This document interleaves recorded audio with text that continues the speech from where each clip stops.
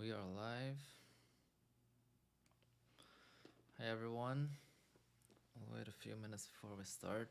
I haven't done any of these in a very long time. So let's see how many people will be able to join. It was also a bit last minute. I just made the announcement 10 minutes ago. Oh, hey Justin, thanks for joining. Hope you've been well. Can you let me know if you can hear me well and see me well since you're the first person joining?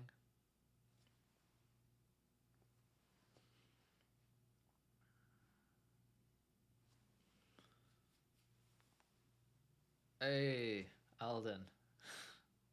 Thanks for joining. Greetings from Manila, everyone. Hey, really happy that people are joining already. So I haven't done a live, so I don't know for how long. And usually I know that the more you do lives, the more people are. Oh, audio is too low. So maybe is this better? The audio is. Can you let me know? It's a little quiet. Might just be your laptop. So this is the mic that I'm using. I don't know if I can put it.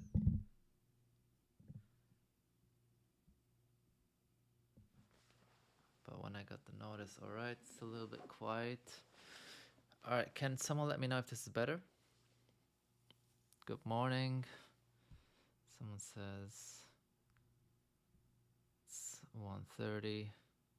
All right, I'm wondering if I can make this even louder than this. I don't think I can. To me, it shows that it's the loudest possible. Yeah, I can't make it louder, unfortunately. But what I can do, yeah, okay, so I gotta be closer to the mic. All right, I'll try to be like this, and this should work.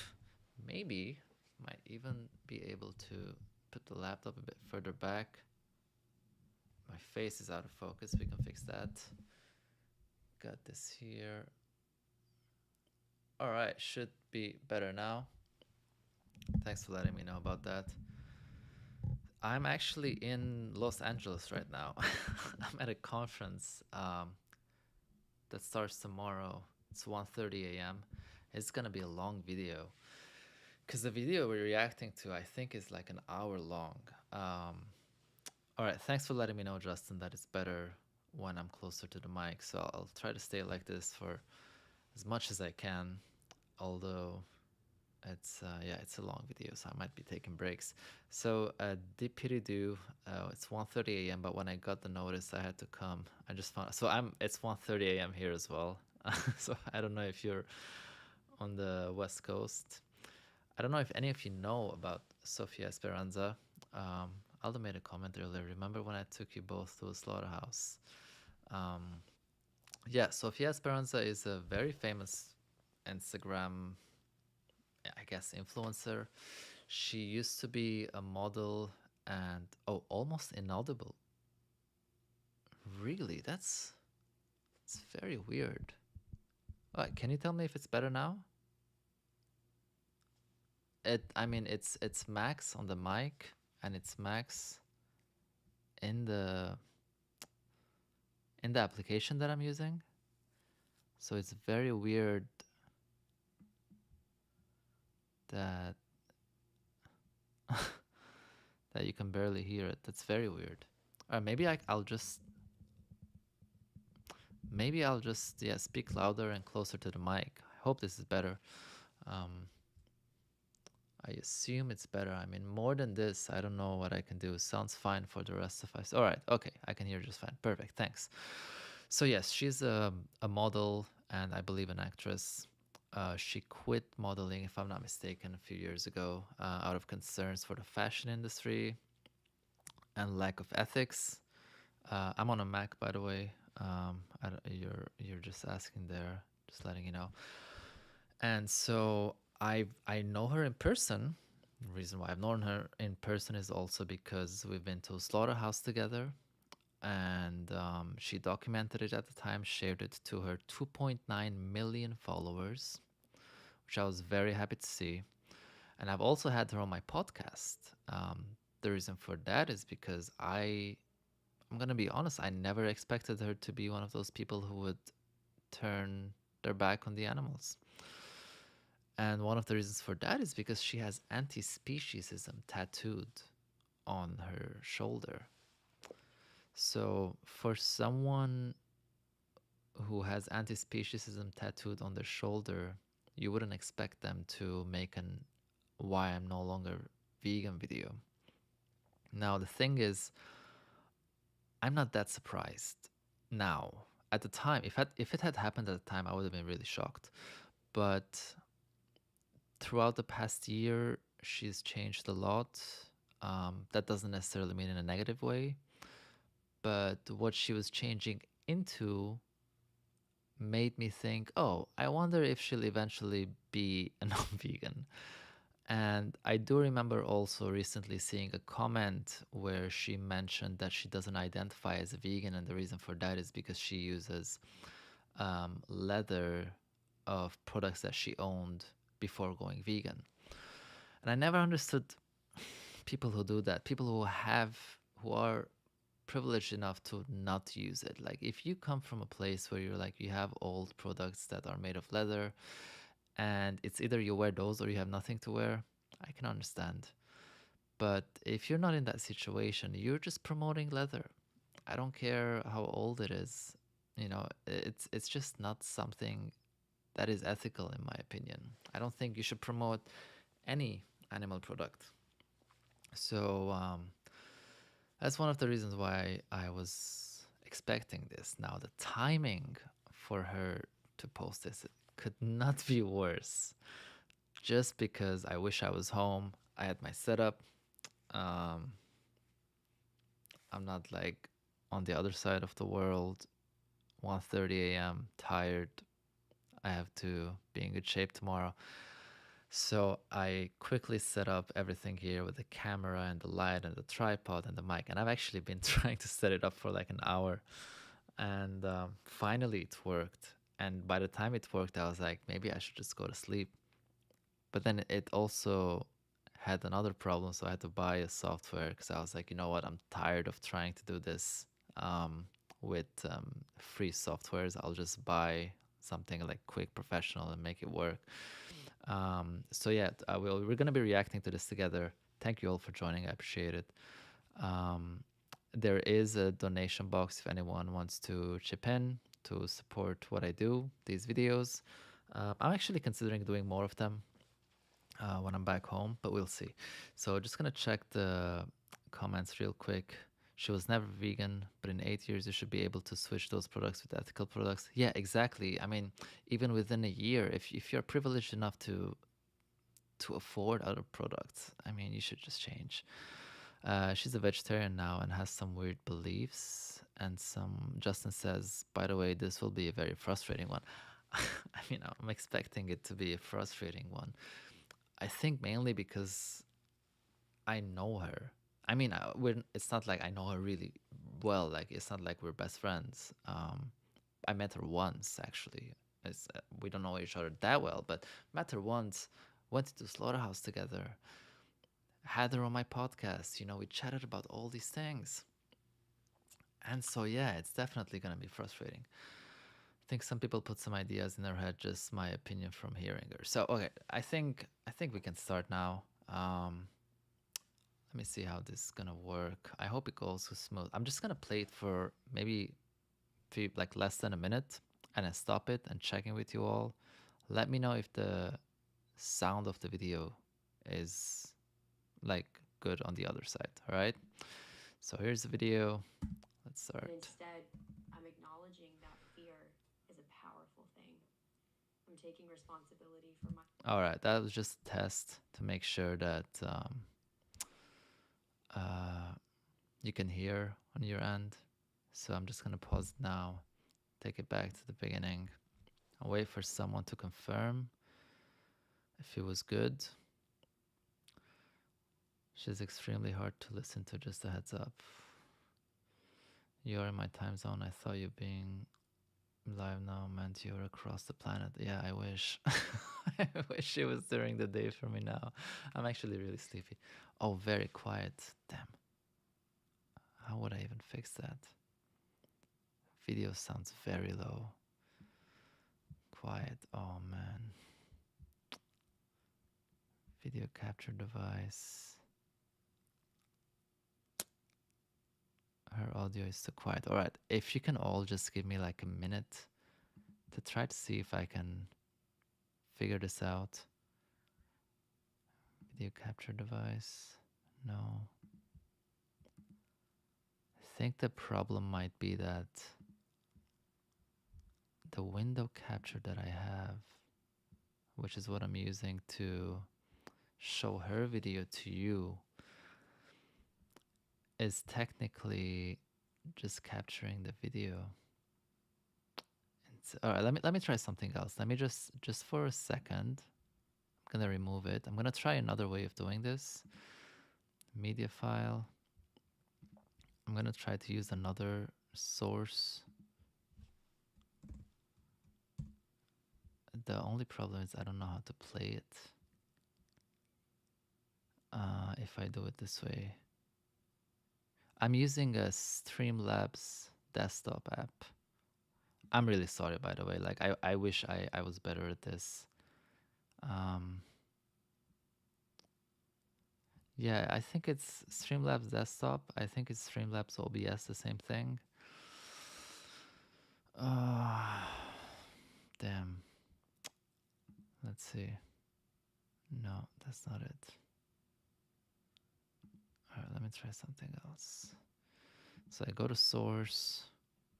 Yeah, there's one called VLC source. So technically, if I open the file in VLC, I should be...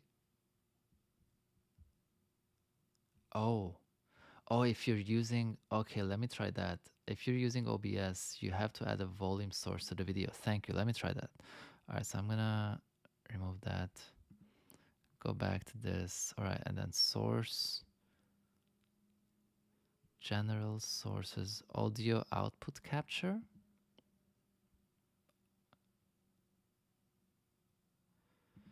All right, let's see if this is going to work. Mic.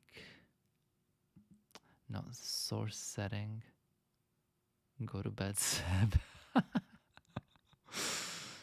All right, so we're gonna try MacBook Pro microphones as the audio.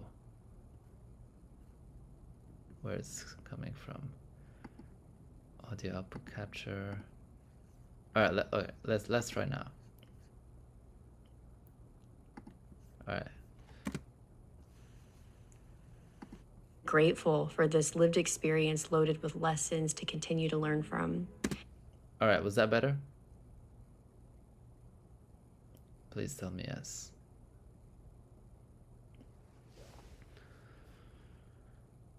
Let's see.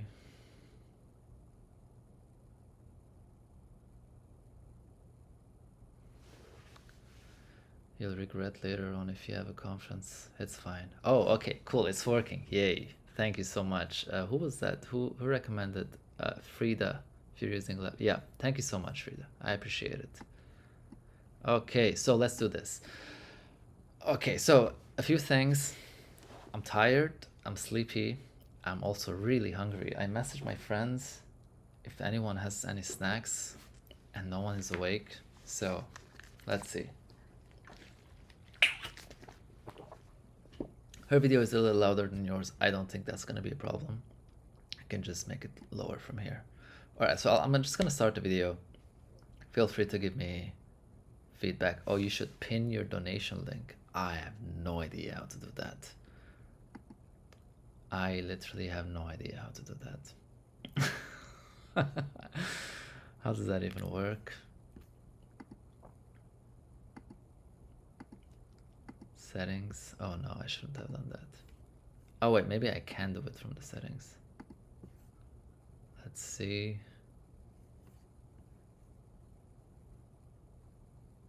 Oh, show your support. Oh, it's this.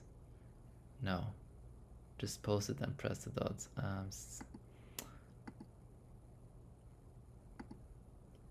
I'm quickly on the YouTube page. because apparently it's from here. So show your support, but it's showing me as if I'm on my, yeah, I know I'm supposed to post it, but where do I post it from? That's the thing. Because when I go on the settings, I can see it as I'm reacting, like I would be donating myself. That's what it's showing me.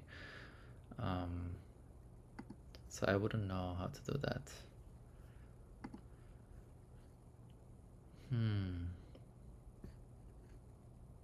Plug speakers into my phone, but it's still on the quiet side. I'm really sorry. I can't make my microphone louder. I'm sorry about that. I wish I was better at this. I actually really appreciate you all being really patient with me. We're gonna be here for a while, so if you're in a hurry, it's not gonna be best for you.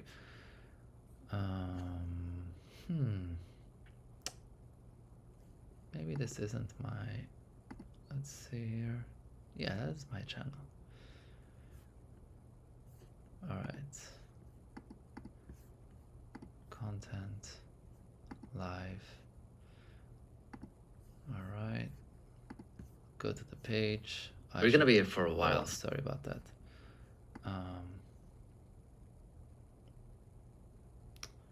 Let's see.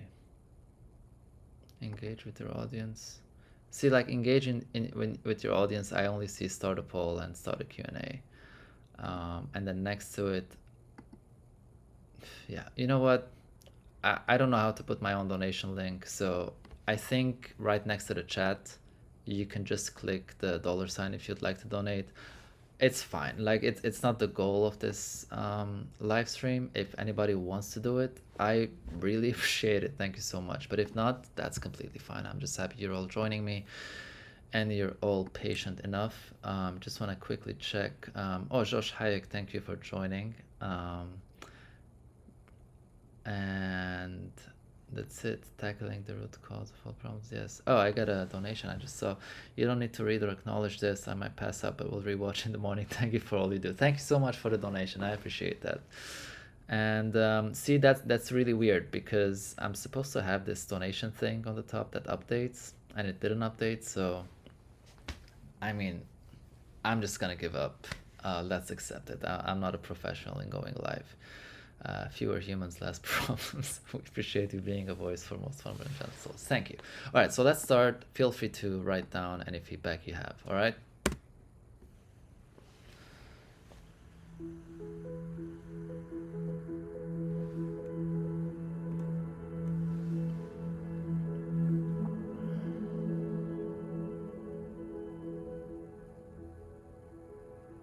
For years, I've kept certain elements of my heart locked up in fear of being misunderstood, receiving mountains of judgment online, disappointing others, and disrupting a sphere I care so deeply for.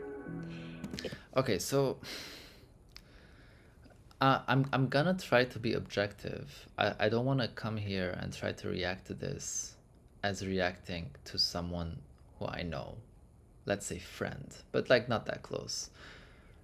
I feel like from the first sentence, she did this thing that a lot of non-vegans do, like Why I'm No Longer Videos do, which is I'm the victim. That's my first impression. Like I'm being completely honest here. That is my first impression. Like she's like not even 20 seconds in and she's the victim. But I mean, let's see how it continues. As if I've had a rock hard safe wrapped around an organ, preventing it from performing a vital function.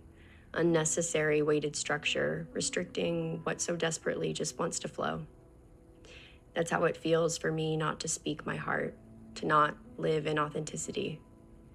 I had a good little cry before this video because by the end of this recording, there will be a weight lifted. It's already starting to lighten. If you don't watch this entire video, and even if you do, what I say may not completely resonate. I accept that. I also release this once desire to be understood by millions of people unanimously, and exchange that once desire to step into my own understanding that connects me deeper to my soul, the thread that I perceive as God. I want to make it crystal clear the thoughts I'm sharing today I've had for years, pretty much since my earliest memories here. They've been present as I began my career online, when I sat on panels for animal rights, while I presented plant-based meals, when I rescued animals from situations a scary movie couldn't hold a candle to. Okay, so if you've had these thoughts for years and you've been on panels and we've talked about it, I understand if like we're not close enough for you to feel safe to open up, but I'd like to think that I'm quite a chill person to talk to if you have doubts about animal rights. I have so many friends who are vegan, and sometimes they share their doubts with me. Like, hey, I've actually had this dilemma, and we just talk about it. So, but like, yeah, my first question immediately is, did you actually raise these questions with people who follow the animal rights philosophy, or you just kept it in for all these years and now you change eventually? Exactly, you will hear a lot of I, me, my, me, I, me in this video. Have you seen it already, Justin? Frida says, oh my god, this is already such trash. Understanding. Esoteric woo woo is on tonight's menu. Oh my god. Oh wow. So Ryuji just replied.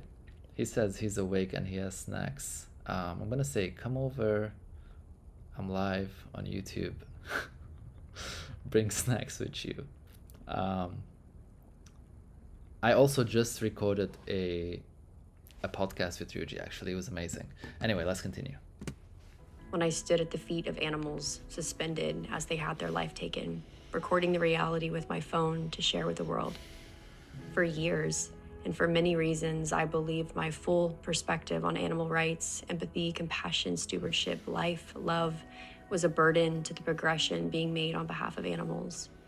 And my early attempts to share my full perspective were met with such criticism from an intimate vegan community of mine that I was convinced I was wrong. I don't blame those people in any way. All right, so apparently she has shared it with an intimate vegan community of hers. I also don't blame myself. We're human, we're trying, we're learning, we're growing, evolving. And instead, I'm acknowledging that fear is a powerful thing. I'm not gonna lie, I'm kind of annoyed that it's like portrayed as such a poetic video with like the b-roll and stuff. I mean, the topic is not like a beautiful topic, you know, so I don't know. Taking responsibility for my fear, the willingness to suppress my own self, and am grateful for this lived experience loaded with lessons to continue to learn from. I've reflected deep on the power ideologies in general can have on our mind, bodies, souls, and how in some cases we can exchange our own free will to belong, to feel virtuous, to slide into a predetermined set of... Wait, we can exchange our own free will to belong? Alright, so I guess she means that like for people to belong to certain communities, they give up their free will. But wouldn't that be your own free will to give up your free will? I don't know. That does the thinking for us, often hushing our critical thinking, our reasoning. The truth is, I became trapped by my own making, and it took me years to remember I am capable of setting myself free. For a long time, I believed that in order to be... I don't know if she's gonna go down this route, but a lot of like I'm no longer videos, people do this thing of like, I felt in a box, I wanted to feel free, and then they consume products that come from animals who were kept in boxes and are not free. I hope she doesn't go down that route. Advocate for animals, be able to even engage as an animal activist, I had to adhere to the pillars of modern day veganism to the absolute max. Okay, so that is a false claim. In order to engage in activism, animal rights activism, you don't have to adhere to what she referred to as modern day veganism. The thing is, the reason for that is because there is no such thing as modern day veganism. veganism is a philosophy of animal rights, and the philosophy of animal rights has existed for centuries. The term vegan is a modern term, but for at least 1,000 years, the philosophy of animal rights has existed. And in order to be part of the animal rights community and engage in animal rights activism, for the sake of logical consistency, you would have to adhere to the principles of the philosophy of animal rights, which has nothing to do with what she just claimed is modern day veganism. I was willing to suppress my full perspective, live according to an ideology for 8 years because I thought it was the highest expression of care for animals. Not yet. By the way, when I do this, it's not because I'm horribly annoyed. It's just because I kind of have a migraine and my eye hurts. What she just said was like, I believed that adhering technically to like veganism was the highest care of protecting animals. Can someone explain how not being vegan could be the highest care, highest way of caring for animals? I mean, I hope she goes into that, because that's a really bold claim to make. That like you thought it's the best way to protect animals. There better be a good explanation of why you think not being vegan might be the best way to take care of animals. Acknowledging that living in my truth is an act of love that I am deserving of too. And throughout this process of life, I've had this overflowing of love for animals, like a cup that became... Okay, living my truth is an act of love. It can be. It can be. It definitely does not mean that your truth is the truth or an act of love to others, because just as someone can say me not being vegan is me living my truth, which is an act of love that I deserve, someone else can say me acting in a violent way towards other humans is me living my own truth through my, let's say, insert religion, because that's an act of love towards myself, you know?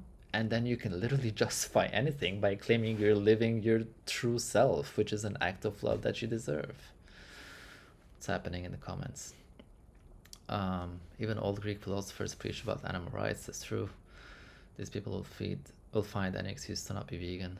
Not Aristotle, unfortunately. Yeah, that's true. My truth, though. Exactly. She will also low-key appeal to futility at some point, if I remember correctly. Oh, come on. She's delusional. She makes even a tearful, sentimental video because she craves a good stay. There's an hour of word salad coming up. Alright, let's see. Self-centered love is the antithesis of unconditional love. Yeah. Full, it began pouring out from every side, and it started to permeate into other areas of my life too, filling those cups just as high to the brim. Through animals, I learned to love myself, all other life, and remembered that Earth is a living, breathing being as well. And now I see my full perspective as not something I have to apologize for, feel shame for. It's my unique contribution to a movement encompassing so many perspectives. Okay, no. Come on. She's not actually gonna think her not being vegan is a unique contribution to the animal rights movement. I don't know. I mean, I don't know what her contribution is. I don't know how not being vegan can be a unique contribution to the animal rights movement. I really don't know. Seeks to restore harmony between all that exists. And I don't want to wait another second to feel the freedom to express my heart, truth, and message that I came here to share with the world. This video is an act of me reclaiming what is me, my purpose here. And I finally found the courage and strength to stand firm in who I've always been and continue to do my work, whether anyone continues to observe, support, validate, or not. I'm rooting for little Sophia, who dreamed of sharing her love for the natural world in the hopes of igniting that spark within others in her way. I've been removing the shackles of fear in all areas of my life for a while, and this specific one took some time. The last few years of my life and healing have made it impossible for me to be anything other than me. And I'm so inspired to release this restriction even more when I think of my future children, my siblings, who are entering the world at a pivotal time in history where courage and truth are needed more than ever, where their critical thinking, intuition, and unique walk is a blessed tool, inherent gift to help navigate these evolving times here on Earth. When we do things differently, see things differently, and seek to share those nuances, we run the risk of being pushed out from social spheres, becoming mockeries, discredited. Okay, so it's this I'm gonna be victim thing again, and let's face it, not being vegan is not gonna cause mockery. Like, I'm sorry, but it's not. It's vegans who are mocked all the time. Come on, like, come on, Sophia. I really wish she had reached out to me. I really wish that. And I still wish she does. I honestly, a part of me hopes that whether or not she watches this video, I don't think she would watch this video. But if she did, I hope she reaches out so we can have an actual discussion on this, just because, I don't know. Let's see what argument she's gonna make against animal rights. Yeah.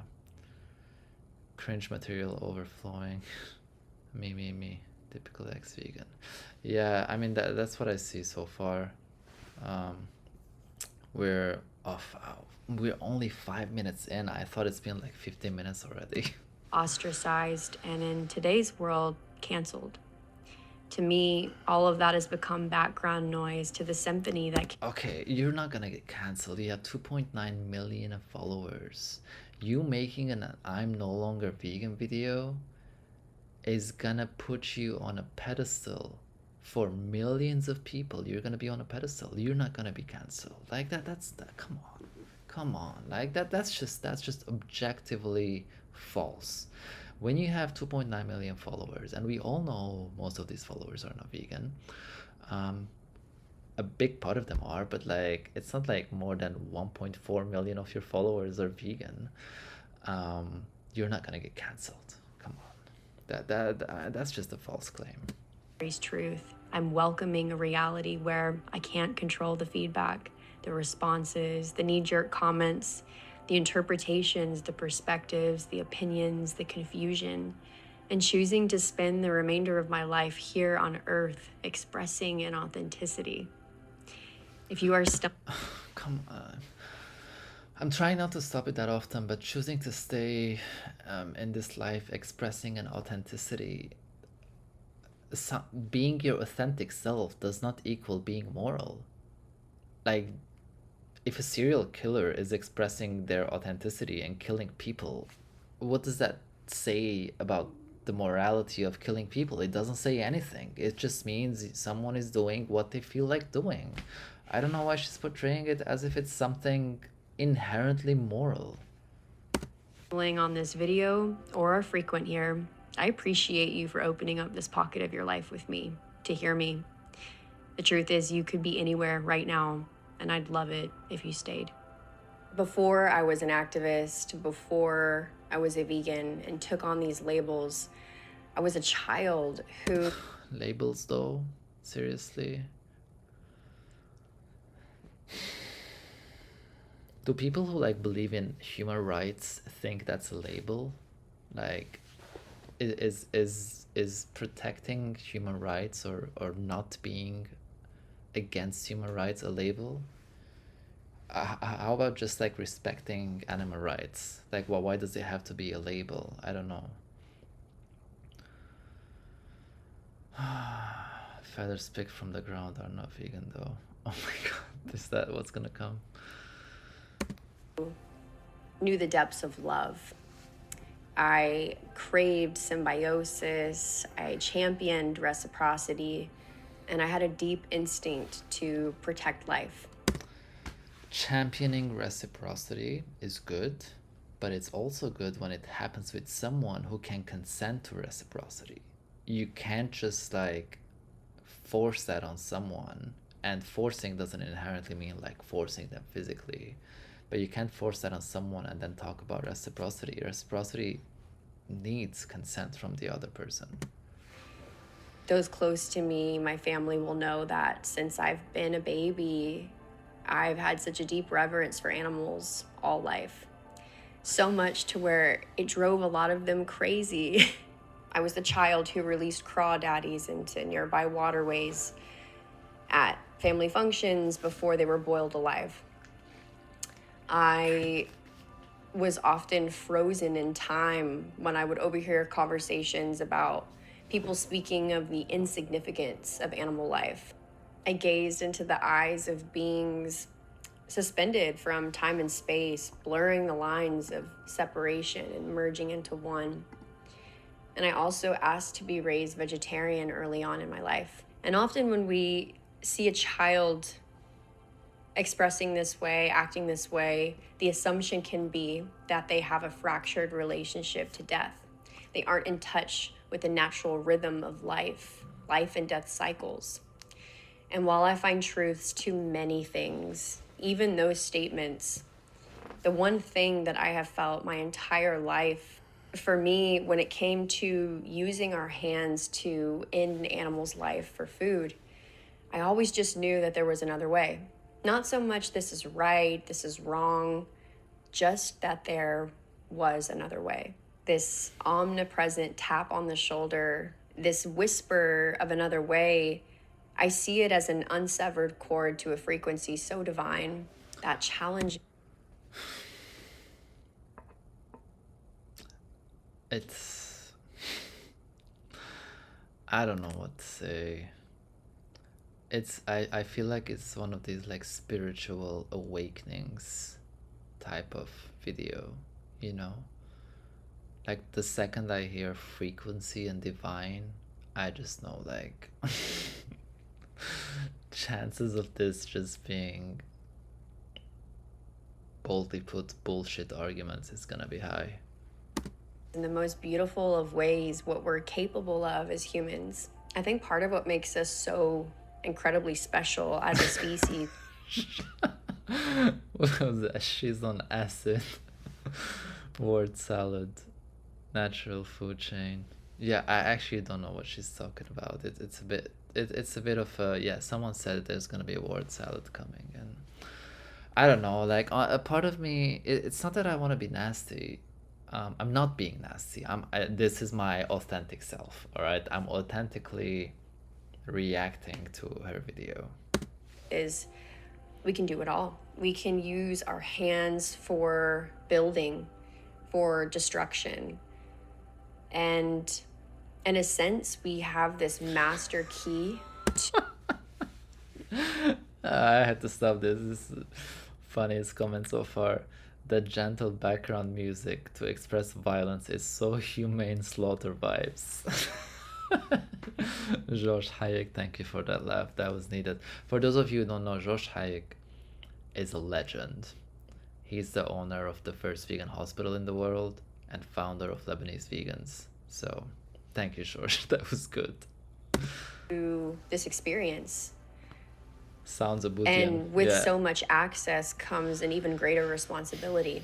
And throughout my life, I've been. Come on, it's like I want to stop myself from stopping the video, but with so much access comes great responsibility. You have access to a platform that you use to reach at least 2.9 million people. Talk about responsibility. You make an I'm no longer vegan video.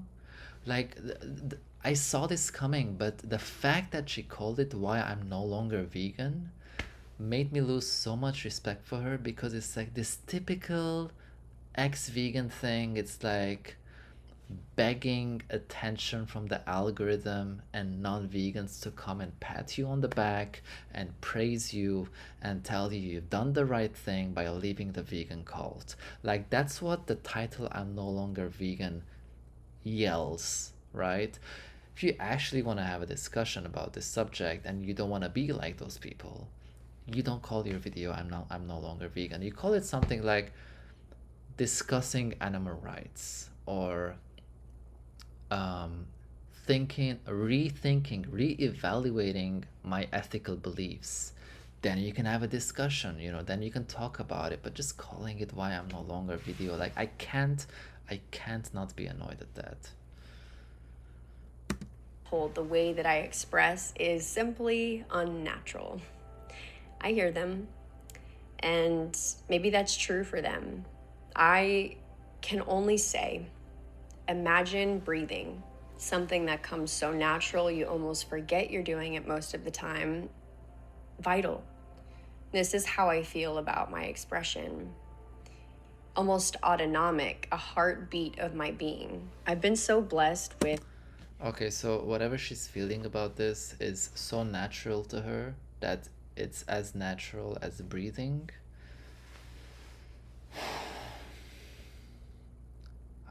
How does that... I'm really struggling. Maybe because I'm tired. I should have done this during the day, so I would have like more patience. But like, there is nothing in thinking that something is coming out naturally that makes it sound, that makes it moral, right? If something comes out naturally in you, there's nothing in that idea that can claim that this thing that's coming out naturally as breathing is moral, right?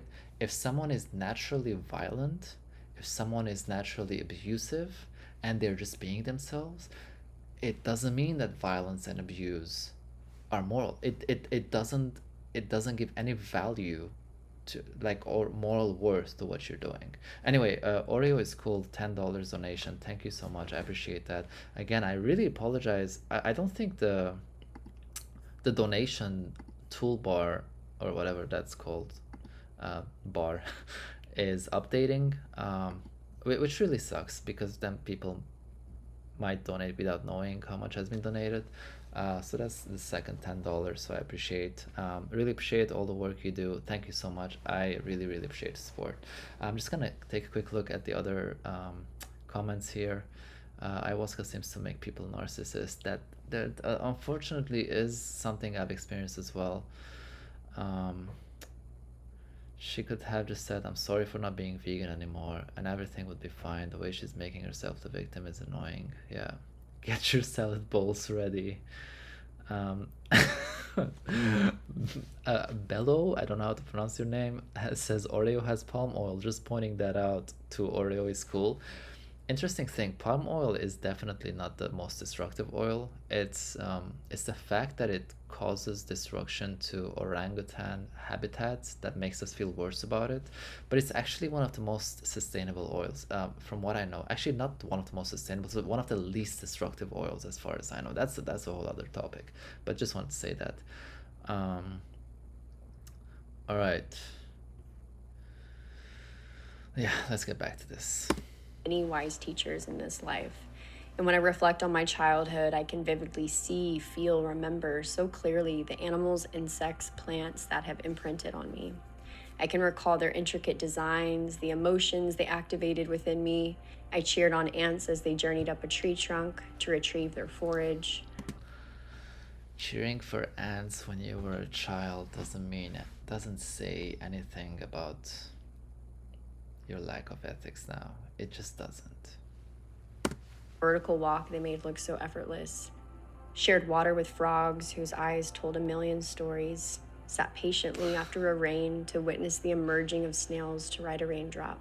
I feel so overwhelmed in the most beautiful ways by this earth that it's as if I'm Earth experiencing herself. This world igniting a pulsing in every emotion. I cheer on ants though. Yeah. Showing me my full capacity and spectrum to feel, and to encourage me not to shy away from it. So one of my main expression points growing up was not eating meat. And I can express this a million different ways. Non-violence, no killing, ahimsa. I simply don't feel it in my highest nature to sever a canal that houses an animal's breath, their soul, for food. And a simple look around reveals that that's not quite the common sentiment at the moment. So years of living in frustration and sadness and anger turned into eventually a realization that I can actually help create that reality that I've been dreaming of for so long. Sometimes you have to be the answer to your own question. And I don't mean that in an egotistical way. I sit humbly to this path in servitude. It's really just recognizing that we come from a creator. We are creation, and we can create as well. Turning that exhaustion, that pain, that anger and frustration into energy that waters our dreams with fertility, making them grow, become Oh my god. What is she talking about?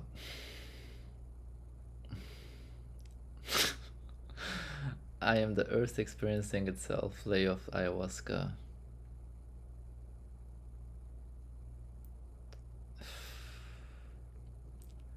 Seriously,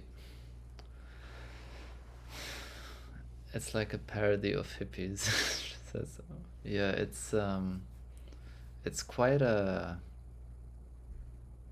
Frida says, man, I've done acid and mushrooms before and never did it affect my morals and empathy. It was just a fun time.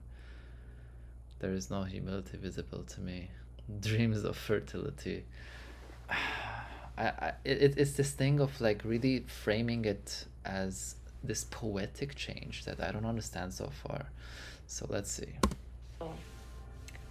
I will say I've been incredibly blessed with choice in this life.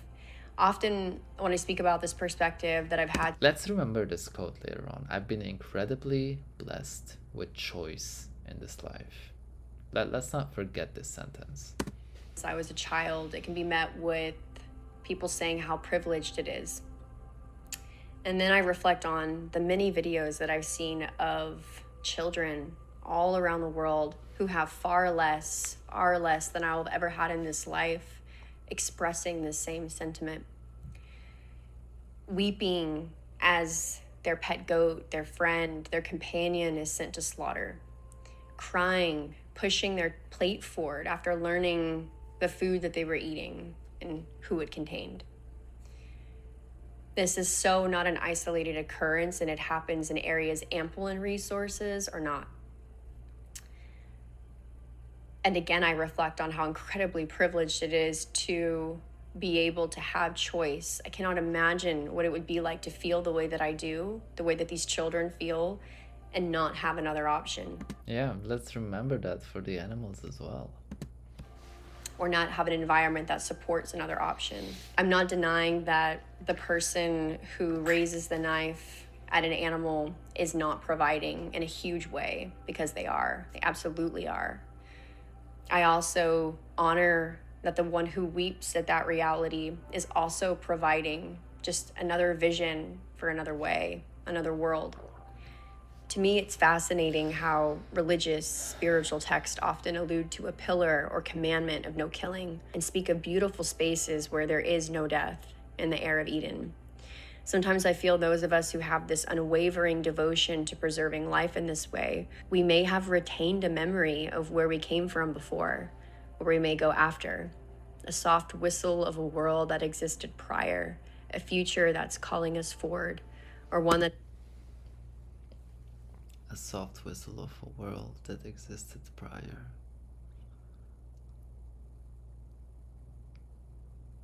Am I tripping? Like, is this just me hearing these things because it's like 2:20 a.m. and I'm tired and sleepless and hungry?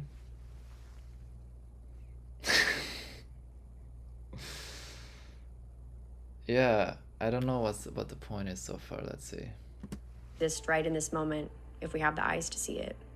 Who knows? I can only speak for myself, and rather than openly dissecting my spiritual, religious basis, my life is a living prayer, my body a temple. This life is a gift to be in service and to walk in love, honoring God. Life is a gift to be in service. Let's be in service of other animals who are discriminated against because of the species that they belong to and because of human supremacy. That's all you had to do. Like, just continue being that type of person. I don't know. Like, let's just get to the argument already. Like, what is the argument for not being vegan? Every step that dwells within each of us. So at about 19, after coming out of a huge depression in my life, many years that were drug-filled, a few near-death experiences, and on the topic of food, eating everything and anything, I saw a video of a dairy cow from a factory farm, and it called me home. It called me home. One of the biggest debates is how animals are treated for food. Yeah, George, I mean, I would love to debate her. I don't think she would ever join a live debate. I'll probably send her a message after this. I'll send her a message and say, like, hey, I'm disappointed to hear this.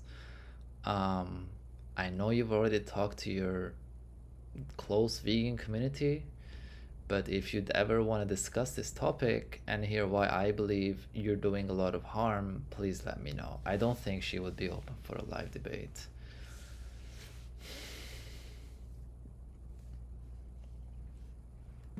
Parents can tell you one thing. The packaging on the label of the food will tell you another thing. Social media will tell you another thing. So I decided to go and see for myself. I've dedicated years of my life to entering factory farms, slaughterhouses, the in-between spaces to seek that truth, not from anyone else's mouth, but from the animals themselves.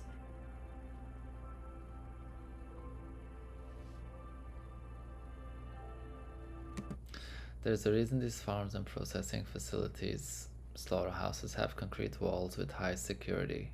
They're concealing an energy that is so grim. Is this like her text, or it's a text from a video that she used?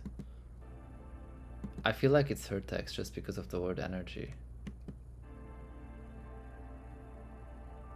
In my 8 years of witnessing this reality, I realized labels on packaging can never supersede what you see with your own eyes. Yeah, I mean, of course. We've been lied to, and no animal, whether coming from a small organic farm or a factory farm setting, ever goes willingly, painlessly, or peacefully. I don't think goes is the right word here. They don't go, they get killed. I don't think that's the right word to use. She's channeling God. She's channeling Joe Rogan. You wouldn't debate anything. She would bamboozle you with all her woo-woo. Okay, I have to go to bed before I get angry and throw my laptop off the balcony. I will leave this play though. Maybe help algorithm. People who live wood do not debate. There's logic needed for that. Yeah. Concealing an energy though. With context, this could almost be viewed as a euphemism-like use of the word energy.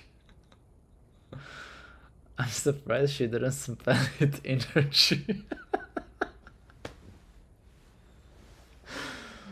Oh man.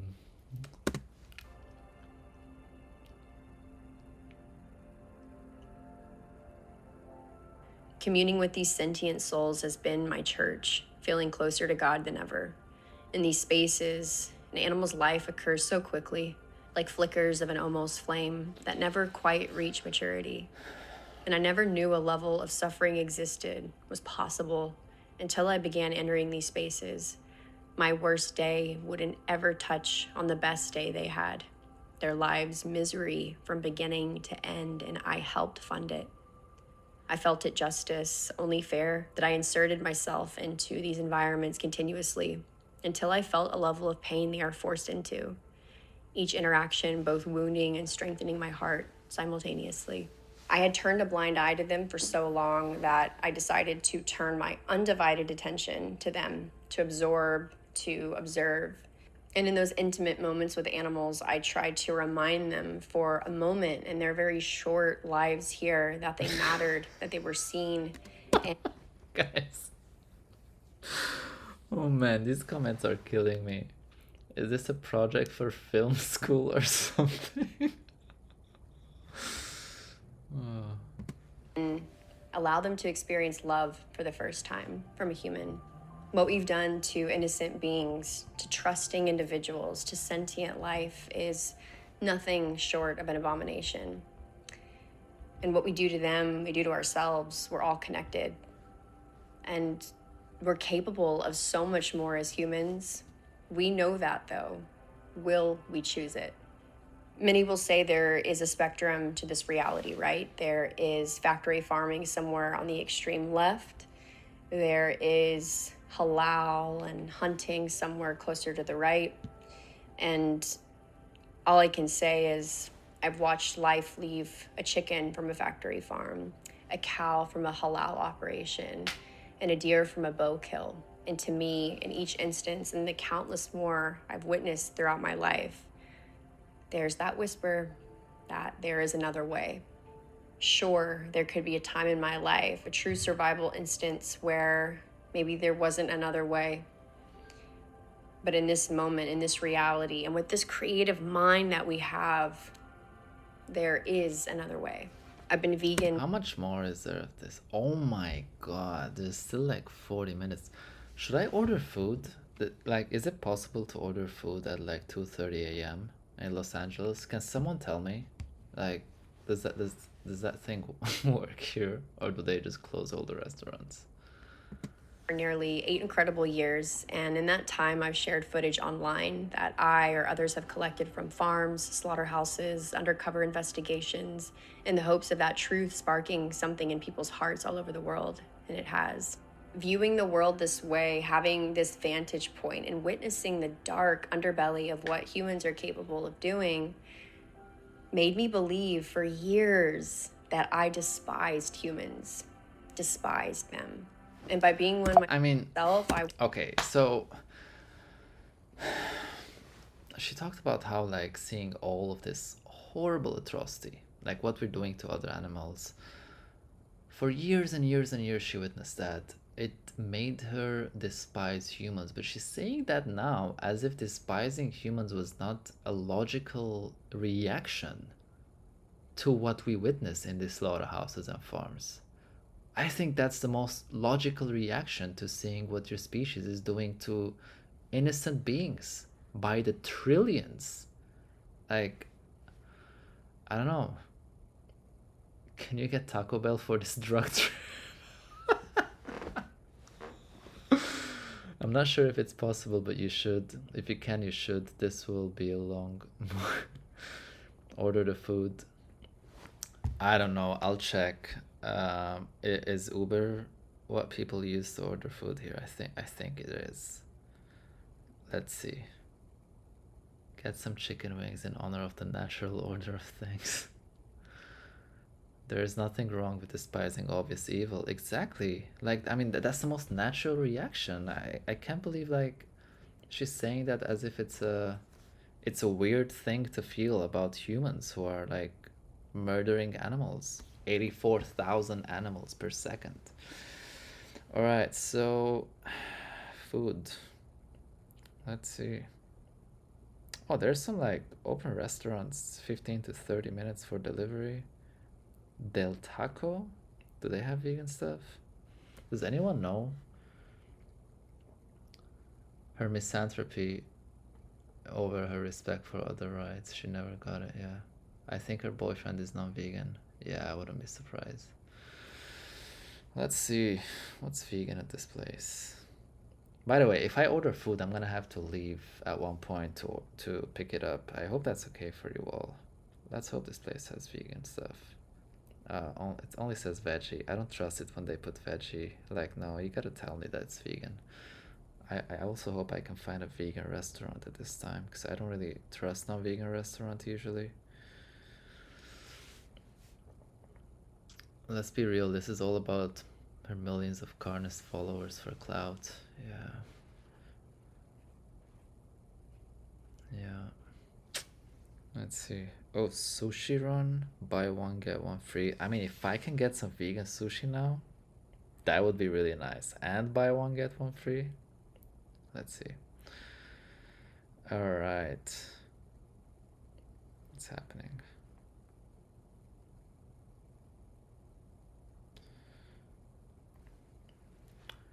Some Del Tacos have Beyond Tacos. Oh, I didn't even know Del Tacos is like a famous restaurant. I thought it's just like a fake Taco Bell.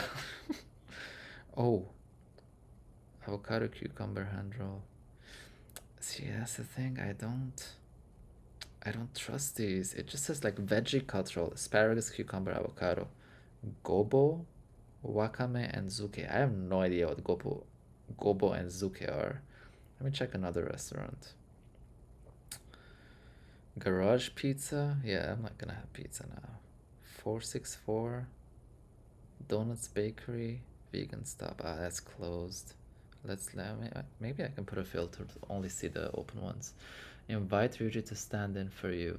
I messaged Ryuji. He's not picking up. I think he's already... Yeah, I think he's already in bed because he's not getting the messages. Alright, let's see again.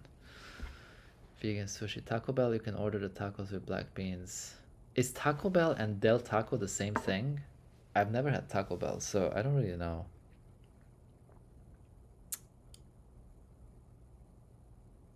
$4.64 is like a burger place. I don't trust burger places either, because then like a lot of burger places make vegan patties, but then the buns are not vegan. Yeah, I'm in a hotel room. I'm at the conference, so I'm in a hotel room. I'm pretty sure the hotel doesn't have any food at this time. It's 2:30 a.m. All right, let's check the vegan sushi again. Or garage pizza. Let's see if they have vegan pizza. That would be horrible. That would not be healthy, but let's see. That would probably be the most American thing to do. Oh, vegan veggie. They actually have vegan pizza. Oh my god, it's so expensive. $36 for a pizza? Are you kidding me? Just want to say I'm happy to be here hanging out with you all. I'm the only vegan in my social circle, and this live stream is a much needed break from normalized carnage insanity. I'm sorry to hear that, but I'm also happy you're here. Taco Bell you can replace with refried beans, black beans, or potato. No, okay, Taco Bell and Del Taco are not the same. Alright, so let's see this vegan veggie thing. Oh, that's horrible. I'm not gonna pay $36 for a pizza. Oh, they have vegan chicken, red onion, and barbecue. Vegan inferno, vegan hot sausage, jalapeno, pepperoni.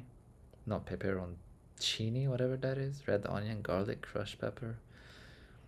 Vegan annihilator.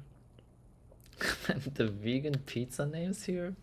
This is insane. Vegan garage pizza, vegan game day. Alright, I should stop like reading the names for you.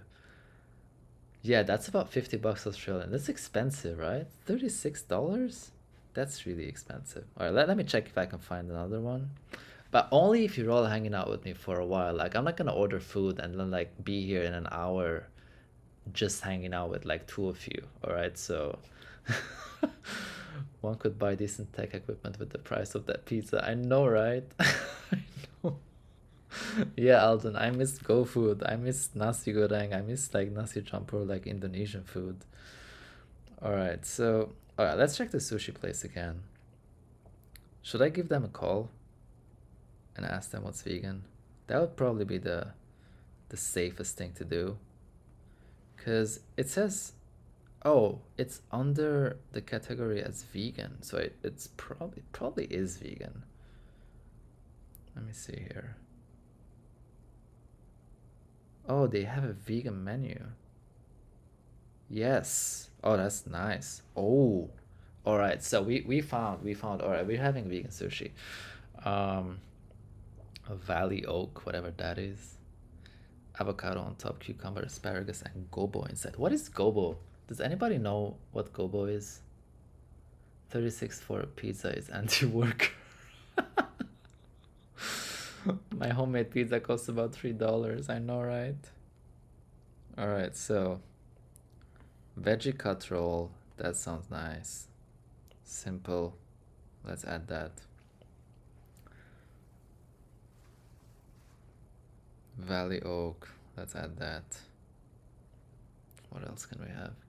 Why are you eating at 2:30 a.m.? The reason I'm eating at 2:30 a.m. is because I'm starving, and last time I ate was at like 5 p.m. So I haven't had any food for quite some time. Avocado and cucumber cut roll.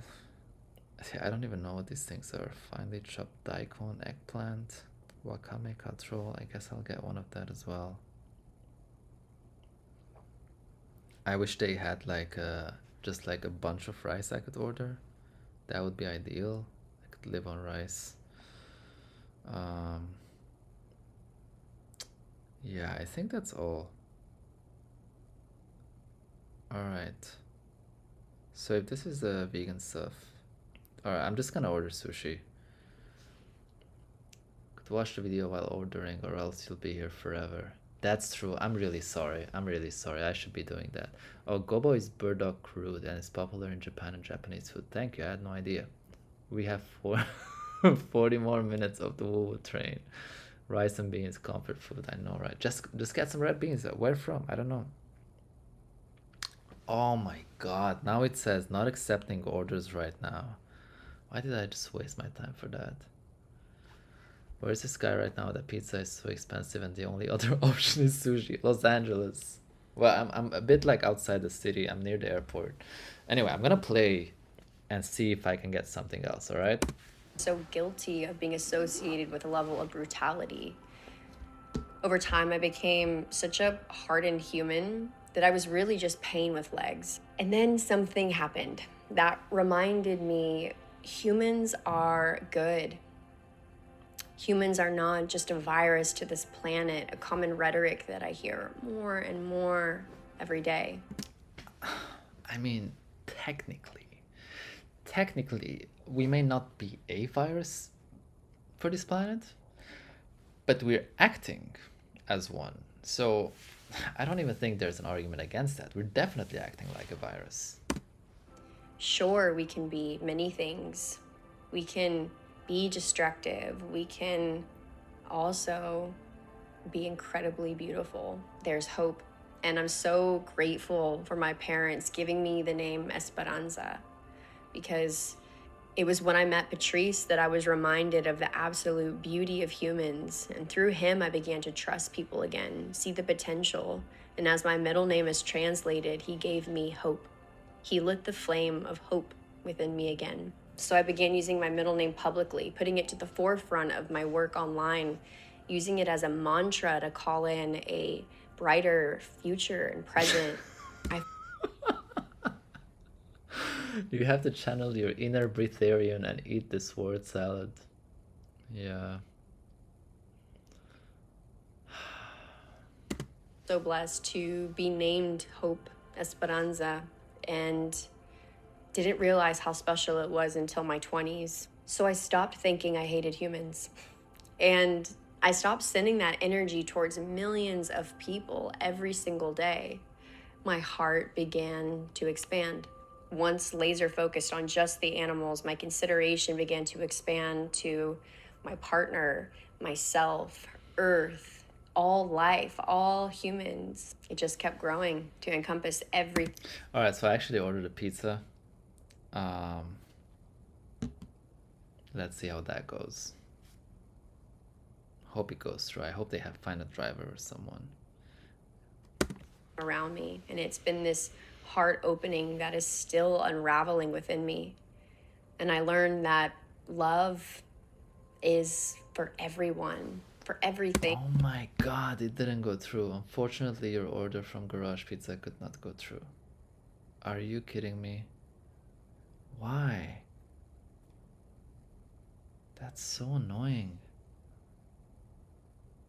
That's so annoying. Why can't I? Does anyone know how to use like Uber? Why couldn't I get? Why didn't, like, are they not accepting?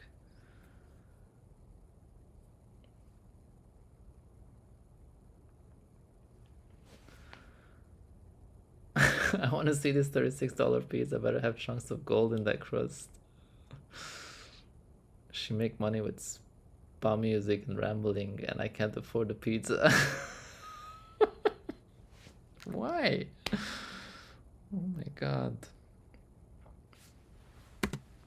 And to be stingy with it is to limit the growth of this changed world I so strongly hold the vision of, especially in the darkest of spaces, especially towards those who are initially a challenge to send it towards. So some of you might be thinking, this all sounds super vegan. I thought I was watching a video on someone who's no longer vegan.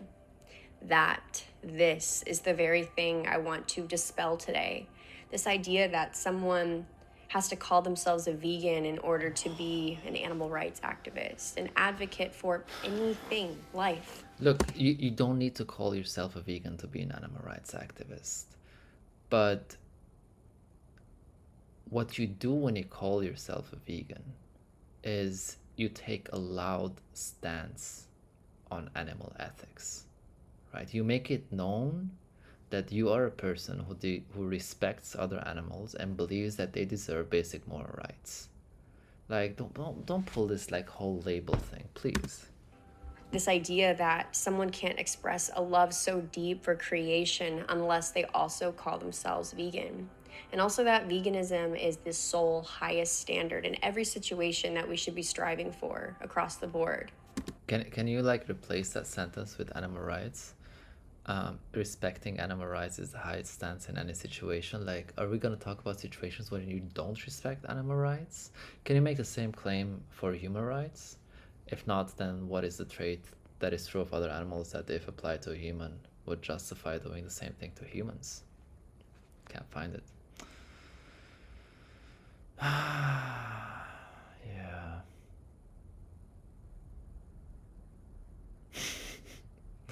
Back to labels again, while she later on labeled herself as ethical vegetarian. Oh man. That's what I want to talk about today. For a long time, I felt like I had to adopt and wear this label in order for my love to be validated. It wasn't real unless others told me it was real. And I simply don't think that's the truth. I am Sophia, and how I am is who I am. So call me anything you like. Just don't call me after 11 because I'm probably sleeping.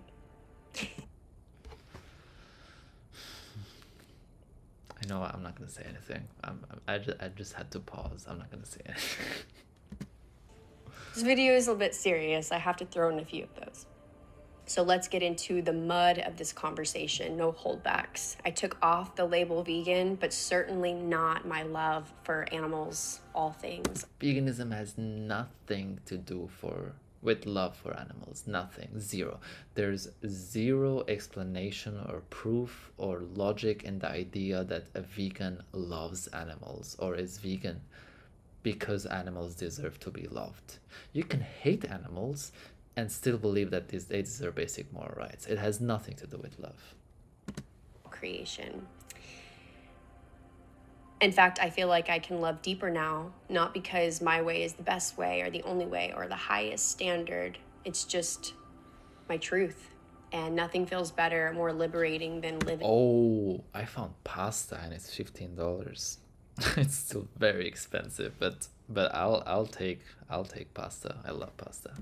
In your truth. I'll be the first one to say how I lived the vegan lifestyle, because there are many ways to do it, as many ways as there are people, was beautiful. It has cleansed my body, nourished my soul, and allowed me to reclaim my health from chronic challenges. By eating a mostly whole food plant-based diet loaded with healthy fats, organic vegetables and fruits, colorful plates, a balance between cooked and raw foods, more raw than cooked sometimes, others more cooked than raw, nourishing elements like sea moss that I turn into gels to add to morning smoothies, fermented foods that feed the good gut bugs, barely any processed sugar, processed foods for that matter. By eating all of this vibrancy, I mitigated my symptoms of PCOS, endometriosis, cleared cystic acne, became more hormonally balanced. I can't even say improved my mental health. It completely transformed my mental state, detoxed some of the most intense chemicals my body has been loaded with from growing up at the epicenter of a chemical factory town, brought me closer to my soul. So much gratitude for plants.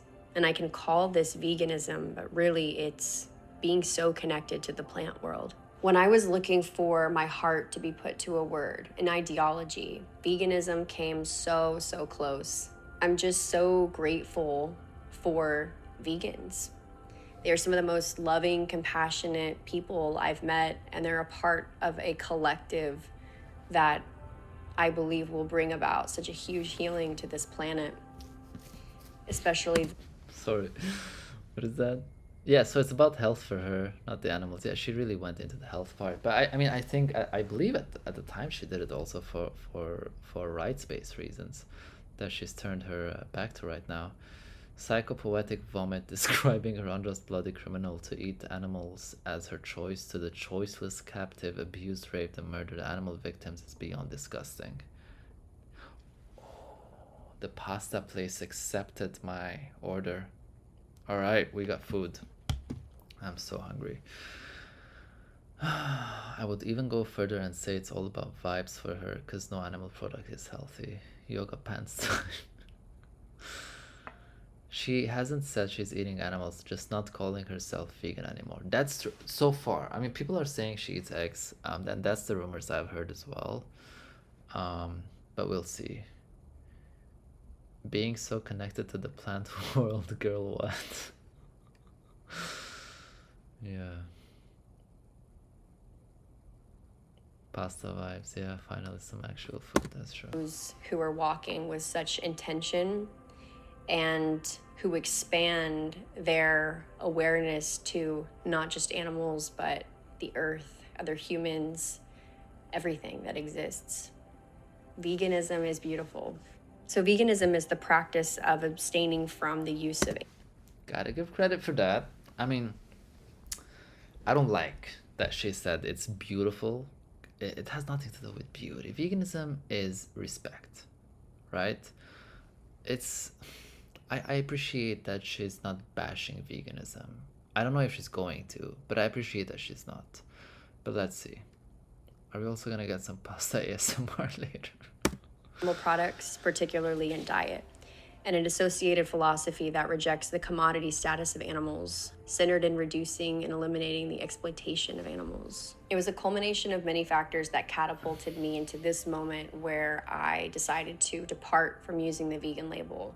And this video can only be so long, so I'll share just a handful of those with you. It's a strict philosophy that while I agree and align with so many of the pillars, there are some that just conflict with my heart.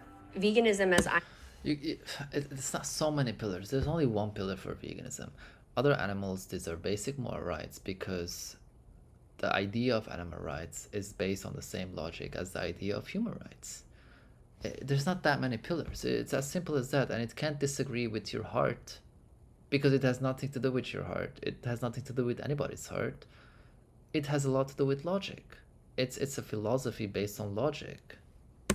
know it, as many people know it, places animals at the epicenter of an ideology.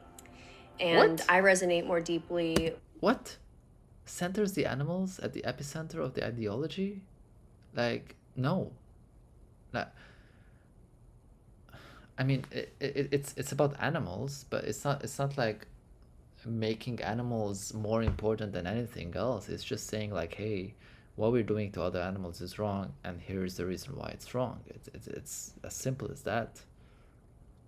With a philosophy that creates a synergistic, symbiotic relationship to mind, body, soul, earth, animals, other humans. Basically, just putting everything at the center and not just animals, the whole picture. So you want to be part of the attention that animals get in veganism? I don't get it. Well, why can't the animals just be respected? Why do you have to be part of that? I don't get it. And like on what nutritional basis? Whatever that word is, sure, I'll be that. For me, I don't want to use a label to define what I am. I am. I just am. And to me, veganism really defines what I don't do, what I abstain from. And it also doesn't define my why. Again, I'm speaking personally. It doesn't define my why. If I could describe to you in a few short sentences why I no longer use this label, it's because I don't believe that using animal products automatically correlates to animal exploitation and the commodity status of animals. If it doesn't have anything to do with commodity of status of animals, how can you use the expression using animal products? When you're using something, it becomes commodity. That's what commodities are. What's the definition of commodity?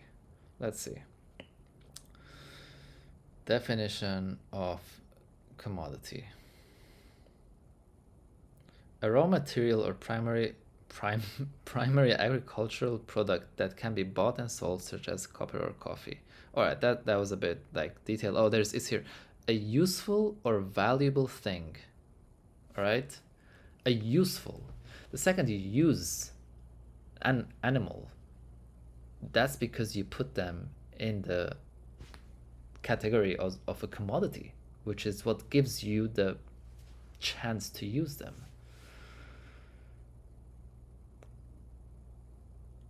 What? Oh my god, using animal products does not commodify or exploit animals? Holy smokes.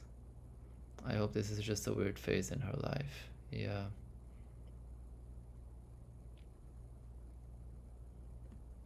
Sure, that's what's been done for time.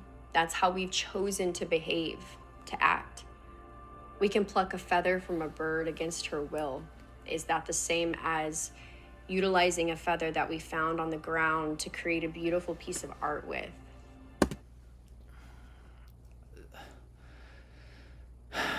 Inherently, there's nothing wrong in picking up a feather from the ground and making art with it, right? But when you live in a world where 84,000 animals are killed every single second because they have a commodity status, every single corner of the world sees other animals as commodities, you picking up feather from the floor and using it as a piece of art confirms the commodity status of animals. I mean, I'm sorry, but like, that I'm gonna be my authentic self and say that is the stupidest argument, one of the stupidest arguments I've ever heard.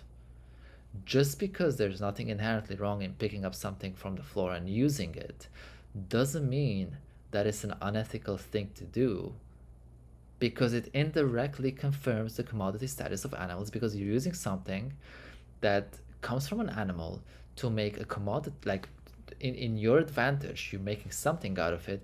And there's also an industry that exists on the sole exploitation of those animals to use their feathers to create products. Like, I'm sorry, but that's just like I'm not being disrespectful, but it really pisses me off when people don't use basic logic. There's just no logic in this. Maybe to some people it's the same, and I honor that. I personally see okay, for some people it's the same as exploitation and confirming their commodities, and you honor that. We don't need you honoring that. The animals need you to respect them. You honoring our stance, which is based on logic and reason, doesn't change that you are harming animals by claiming these things. It's in relationship to that feather, that product, animal product. So veganism, in my opinion, predominantly places significance on animals. And we just reached this point on Earth where if we're going to address the amount of suffering that is happening to all creation, all life, we can't isolate where we place healing. It has to be everyone, everything, all together. In other words, whataboutism. 84,000 animals are being killed every single second, but let's also include others. You know what? The majority of organizations worldwide, 99% of them, are concentrating on healing others. Come on. The sun doesn't discriminate for whom it rises for, and the rain doesn't shower on a corner of a garden. We too are this bountiful It actually does. The rain showers wherever the cloud is. So depending on where the cloud is, it can just shower on one corner of a garden. Resource that has the ability to nourish where we put our focus, and I choose all. I just want to address the comment here by Alexandra. Picking up a feather doesn't harm animals. I don't have problems with that, but only if it applies to what's already on the floor, not plucking birds for feathers.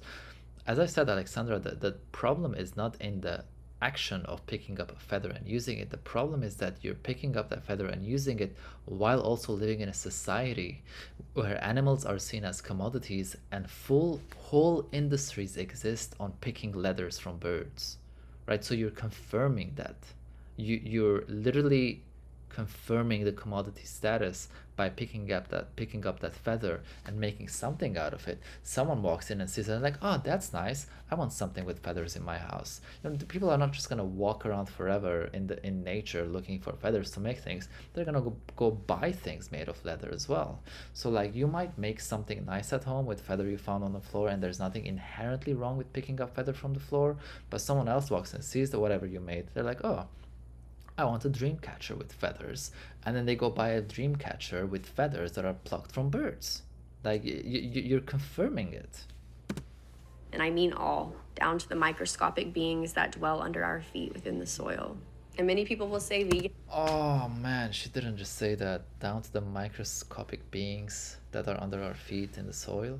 Is she talking about like, we should also concentrate our healing on like worms and insects in the soil when we're walking? I mean, you can do that and also be vegan. I mean, my pasta better arrive soon. Is love and consideration for all. And I don't doubt that's what it is for so many people. It's not about I love. believe that can be true. And at the same time, there being another path to expressing love and consideration for all. No, that isn't defined as being vegan. There is no path where you're considering the rights of other animals while also exploiting them. That just doesn't exist. In a product sense, the label vegan doesn't mean something is clean, non-toxic, natural, ethical, earth-conscious, kind to humans, and even kind to animals. Sure, many products that are vegan are also these things, but that's because they choose to be those things, not because vegan automatically translates to that. I would love for... Yeah, and also veganism, like the idea of veganism and the notion of animal rights, the philosophy of animal rights, does not have the responsibility to fix all the problems in the world. Like, there are other movements for that. Neither vegans nor veganism as an ideology should bear the responsibility of fixing all the problems in the world. That's just bullshit.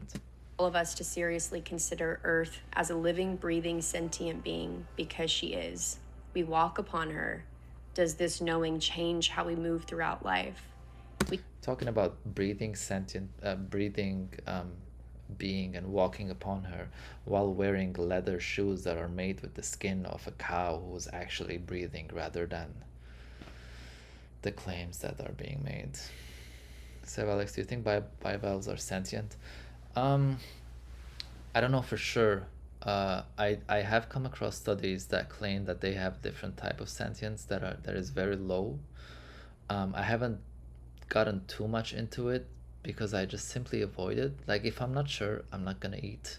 Simple as that. I've never felt the need, nor I've actually never even tried bivalves in my life, like, ever. So I have zero interest in consuming them. And the fact that they're animals, and we know they have like, I think like a micro nervous system. Don't quote me on that, but when in doubt, just don't do it. That's what I apply to myself. Infiltrate her vein-like systems. Does this knowing change how we treat her waters? Humans, we're like advanced cells living within her vast body, and we have this amnesia as to our role. I'll be completely honest here, as that's what this video is all about today, always. I think we're gonna have to go a lot further than veganism to mend the wounds we've created here on Earth. Jesus. Sure, it's a... Yeah, of course you're gonna do a lot more than veganism to fix the wounds that you've caused on planet Earth. Like, I'm sorry, that's not like a mind-blowing discovery. That's like, let's say you're trying to end a war in I don't know, some part of the world, and then someone comes in and they're like, if we really want to help humans, we should stop all the wars. Like, no shit, Sherlock. Like, yeah, of course. The solution. I think there's so much more to go. We need more Earth stewards, people who are capable of filling the cracks with themselves. Not more people necessarily declaring what they're not going to do, but what they are stepping into. Yeah, and vegans are not just talking about what they're not going to do. They're talking about what they're going to change, and they want people to change, and they're trying to get people to change.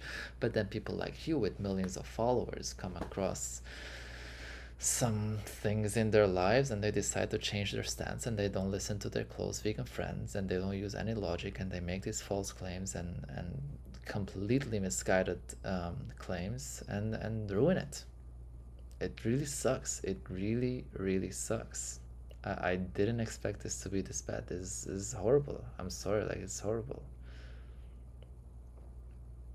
I don't know what to say. We need a revival of what it means to eat food, to grow food, to love, to live, to be in relation. And I personally don't feel like swapping chickpeas for beef at the grocery store is enough for me personally. Literally, no one said it is. Literally, no one said, "Oh, did you know that if you switch beef with chickpeas, you heal the world?" That's the biggest strawman argument I've heard. I don't know what's but for those of you who don't know, strawman argument is when you misrepresent someone's argument and then try to debunk it to act like their argument was weak. No one made the claim that switching beef with chickpeas is gonna save the world and animals. We're going to address the root imbalances that we face on Earth today. I don't feel like it's enough for Earth, and I hear her beckoning us to go further. I hear her beckoning us to go further. She can hear Earth beckoning us to go further.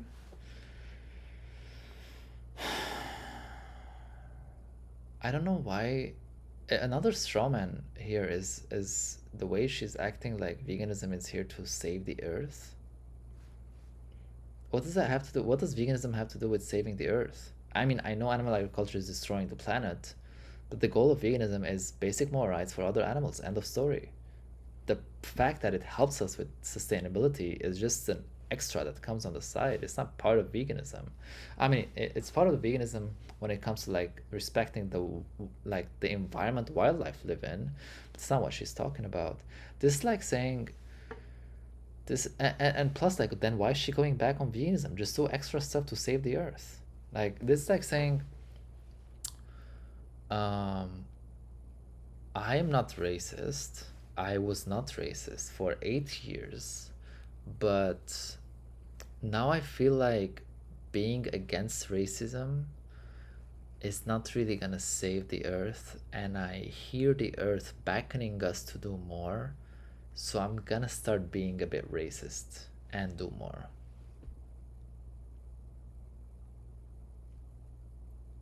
This is bad.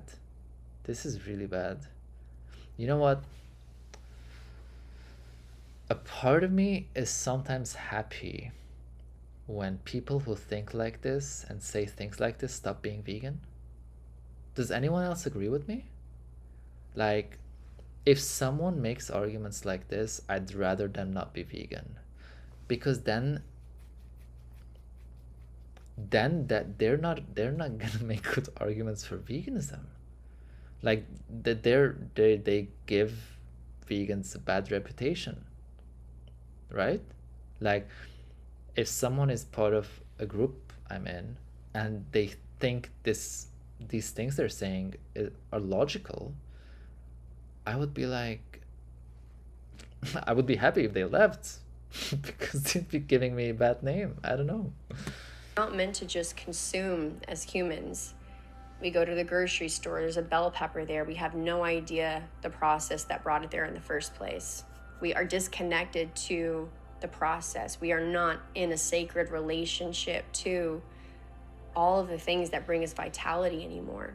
The solution for these great imbalances isn't going to come plastic wrapped from a grocery store that wears the same name as the thing it's destroying.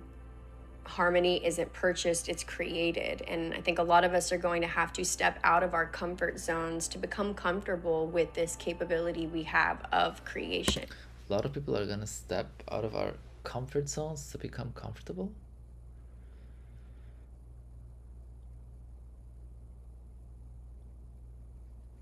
I'm so confused. And stop paying people to hope that they do it for us. It's you. It's What? What does she mean that, like, instead of paying people to grow food for us and purchase harmony and vitality, we should just do it ourselves? Like, is that a scalable thing? 8 billion humans are all gonna, like, plant their own food? It's doesn't make any sense. Where's my food? Oh no, what is that?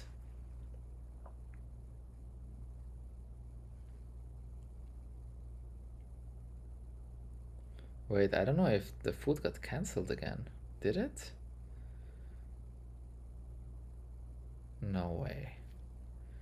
No way that actually happened. I still have no idea if she's vegan in practice. She talks so much crap without simply saying points. Yeah, I mean... Yeah. Oh my god, I think the food got cancelled. What's happening? On that note, Seb, that is why I think using religious versus sport veganism is counterproductive, because they are illogical. I mean, they are illogical. The verses can make sense within the belief of a person, right? Like, a verse can be logical within a belief system, but then that belief system itself can be only backed up by faith, which is not the same as logic and reason. So I don't fully agree with that. I think, I mean, that's the problem with religion and faith, right? Because our spirituality is like, if it's based on faith and not logic, then you're very limited in how you're going to discuss something, because it's not based on, like, actual facts. It's based on faith. So I think to a certain extent, definitely. Where the hell is my food? Oh my god. All right. She's not even aware of what she's saying at this point. NPC vibes? I don't know what NPC means. If someone can enlighten me. Then my migraine's getting worse. Just fast. I don't want to fast though, I'm hungry. I want to eat. Another influencer embarrassing themselves. Yep. Hey Lawrence, by the way, thanks for joining. You don't need to enter a factory farm or slaughterhouse to know it's wrong to eat 3 sentient beings as a mere means to your ends. Definitely agree. Alright, let's continue. I think the future of living and food is going to change drastically in the near future. And remember that it's not just cats, dogs, pigs, chickens, cows. It's everything, down to the smallest. Sorry, I'm just gonna quickly jump in. Gina Duran says, I live in LA, and from the couple of places you mentioned, I'm sure I know more or less where you are. Most places around there are closed now, especially if there are vegan places. Actually, I couldn't find any vegan places. I'm next to the airport. I don't know if you know anything here, but I'm next to the airport. NPC stands for non-playable character. It's basically computer people in video games that have no awareness. Okay. Oh, all right. My order is picked up. I'm so happy. You have no idea. I'm so happy. It'll arrive in 25 minutes. Amazing. Where are we at? What system of living springs from that kind of connection? We are living within that awakening right now. We need to go back to school, earth, and listen.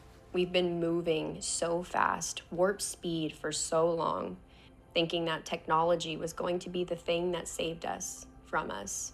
And we ran before we walked. I wish for us to see the beauty in allowing ourselves to walk first and then run with our deep understandings. I'm choosing to go back to walking and sitting and listening. Equal to my love for animals is my love for Earth, a powerful being, wise beyond a lifetime of absorbable knowledge. A powerful being? I already forgot the sentence. I mean, it really is a word salad at this point. Earth is not a being. I'm sorry. Earth is not a being. End of story. Scientific fact. Beings live on planet Earth. Earth is not a being. End of story. I think we're going to remember how vital animals are to mend the destruction we, large in part, caused on Earth. There's a reason why a hen who lives in a garden nourishes the ground, promoting healthier plants. There's a reason why a cow restores barren dirt to living soil by simply strolling. We're meant to dance together, designed to flourish when exercising our natural roles. Animals are... What are our natural roles? Is that an objective claim? Or just made up stuff? This is bad. It's just getting worse. the solution to soil degradation, one of the biggest topics. We're only halfway through. And the most beautiful remuneration for what we've done to Earth's precious beings is to give them space they were deprived of for so long to just be, nourishing the ground they walk upon. I'm really excited to see what kind of farming practices come about from this awakening that's happening all over the world. What awakening is happening all over the world? The world is just becoming a worse place every single day. There is no awakening happening. It's just... A part of it is veganic farming. I'm really curious to see where that goes. And I'm also curious to see what can happen if we merge the spheres of animal sanctuaries and regenerating soil together. I think that there is something so powerful there. And personally, that's where I feel most energized to walk that path. So another big realization that I had that contradicted veganism was this. If I wanted to buy a jacket, I had vegan choices made with synthetic chemicals and plastic materials, many loaded with PFAS, forever chemicals, that could disrupt my fertility and overall health, made by the hands of impoverished people who were diseased by making these garments, but the price was decent. Or I could invest into a sustainable jacket made from natural animal-free textiles that was beautiful. However, the cost was more than I was willing to buy for. And which, let's face it, you can afford. You can very, very easily afford. Let's not play around. If you can't afford, they can send it to you for free. Because you have 2.9 million followers, one story, and they'll send it. They'll probably pay you even. The reality is it still had a footprint. Or it could expand my field of choice to vintage jackets, many made with leather. And often in the way I source these items, I could find them for pennies on the dollar. So these vintage... Okay, so you think it's okay to exploit other animals and confirm their commodity status by wearing their skin on yourself because you want to save money. When you're in a position where you can just buy or get it for free or get paid to avoid wearing animal skin and confirming the commodity status of animals. So the question I would raise here is, would you wear that if the jacket was made with human skin?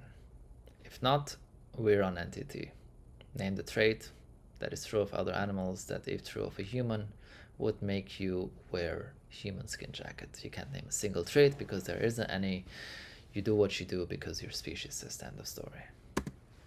Being the only option that actually created no new waste, chemical load had dwindled from age. I could guarantee no human was currently exploited to make it. The animals used for the jacket had long been passed. No fish were going to wash up to the surface of waterways from dyes being released from factories with no regulation. Wait.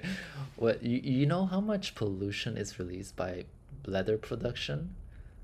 And obviously she's buying secondhand, but she's promoting leather when she wears leather. And then people go and buy leather. And that will kill the fishes that you're acting like you're not killing. Generations of where humans had been around since the 70s and was collecting dust in a warehouse. These are just some of the comparisons that made me realize this option could actually be literally 0 sense and logic. Loving expression towards animals. And yes, I know many will say, but Sophia, that's the skin of another animal. You're okay to wear that? Yes, because I think part of loving Because you're a speciesist. That's why. animals so deeply is respecting and loving their home, Earth. And if that means digging into historical clothing that is not vegan, so be it.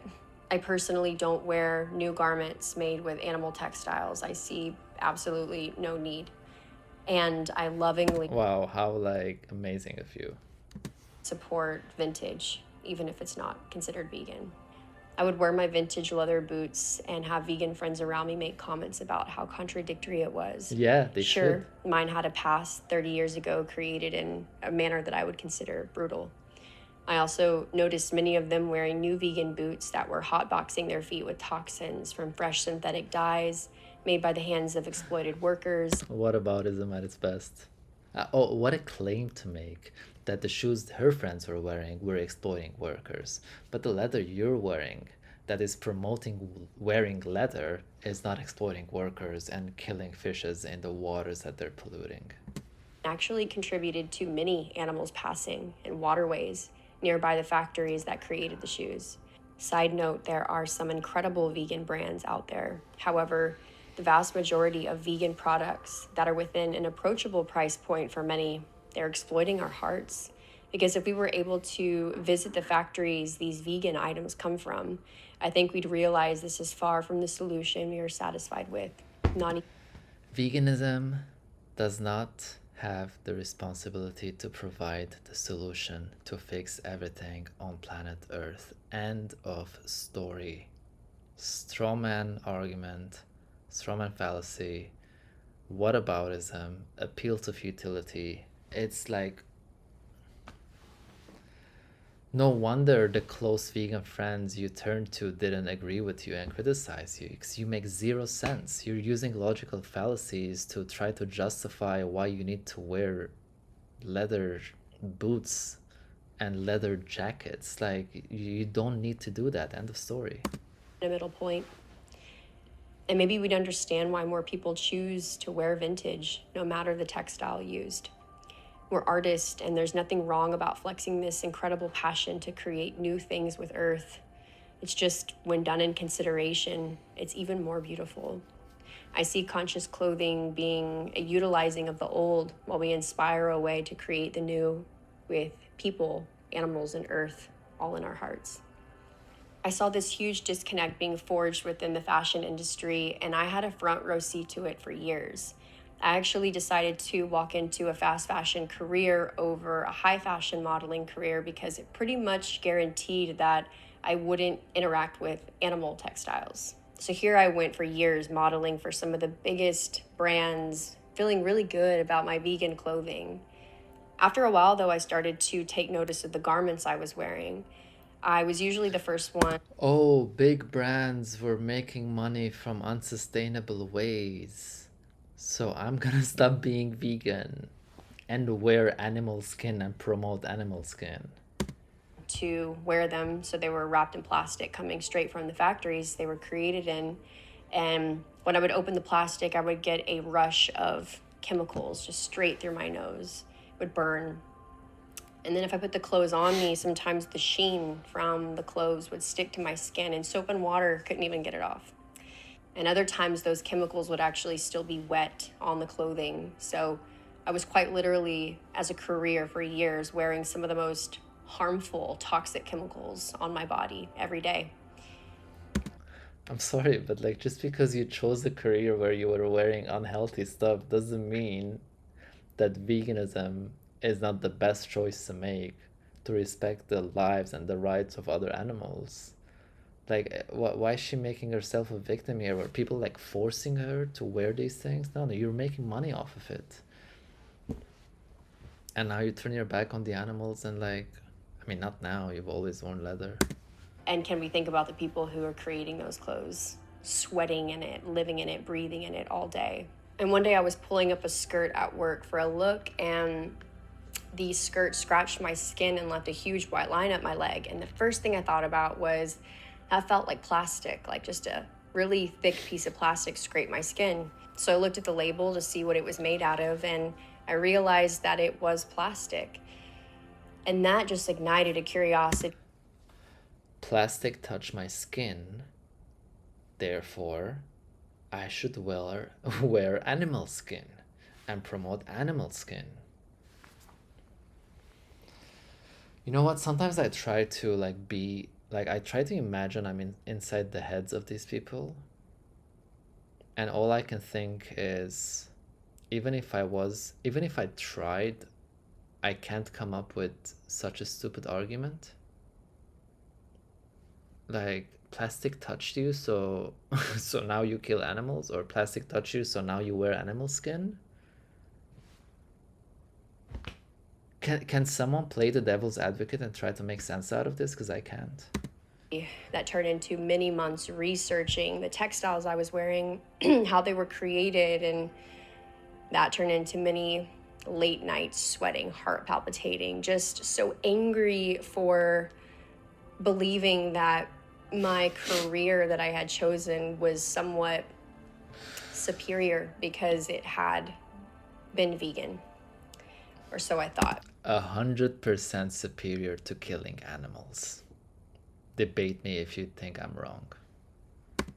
So soon after that, I left the entire industry and I got very real with myself. And for the first time, I asked not what was the best vegan clothing.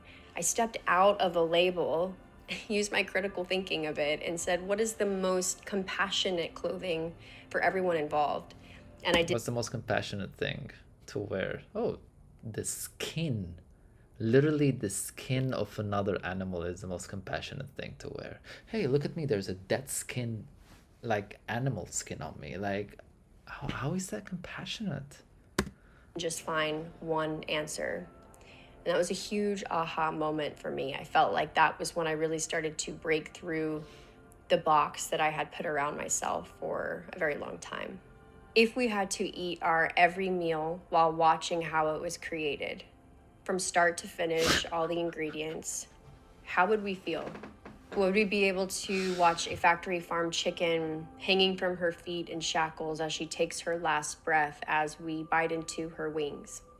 Would we be able to watch a pig from an organic farm squealing for compassion as we sizzle their bodies on a skillet? Would we be able to eat our cheese pizza as we witness a dairy cow no longer able to use her legs from pain, suffering, and disease, being hoisted up by her hips from a crane-like machine just to be tossed into a pile of feces because she is no longer usable? Would we be able to froth our morning lattes with milk that came from... I don't get it. Is she like trying to defend animals now? Like, you were just talking about like wearing leather and seeing nothing wrong in that. You're literally you're literally confirming the commodity of status of animals and then complaining about people confirming the commodity status of animals. A humane certified farm where a mother cow is losing her voice, screaming for her baby that is being carted away to be given supplemental feed just hours after birth so we can take theirs, her milk. In the same breath, would we be able to enjoy our chopped salads as we watch workers spray our fruits and vegetables with chemicals so harsh they have to wear hazmat suits just to finish? Yes, I can enjoy my salad by watching people spray pesticides on the salad that I'm eating. I can 100% enjoy that. In fact, I will eat the pasta by watching footage of pesticides being sprayed on the wheat that is used to make pasta. Like, are you actually trying to say that these two are equally as bad?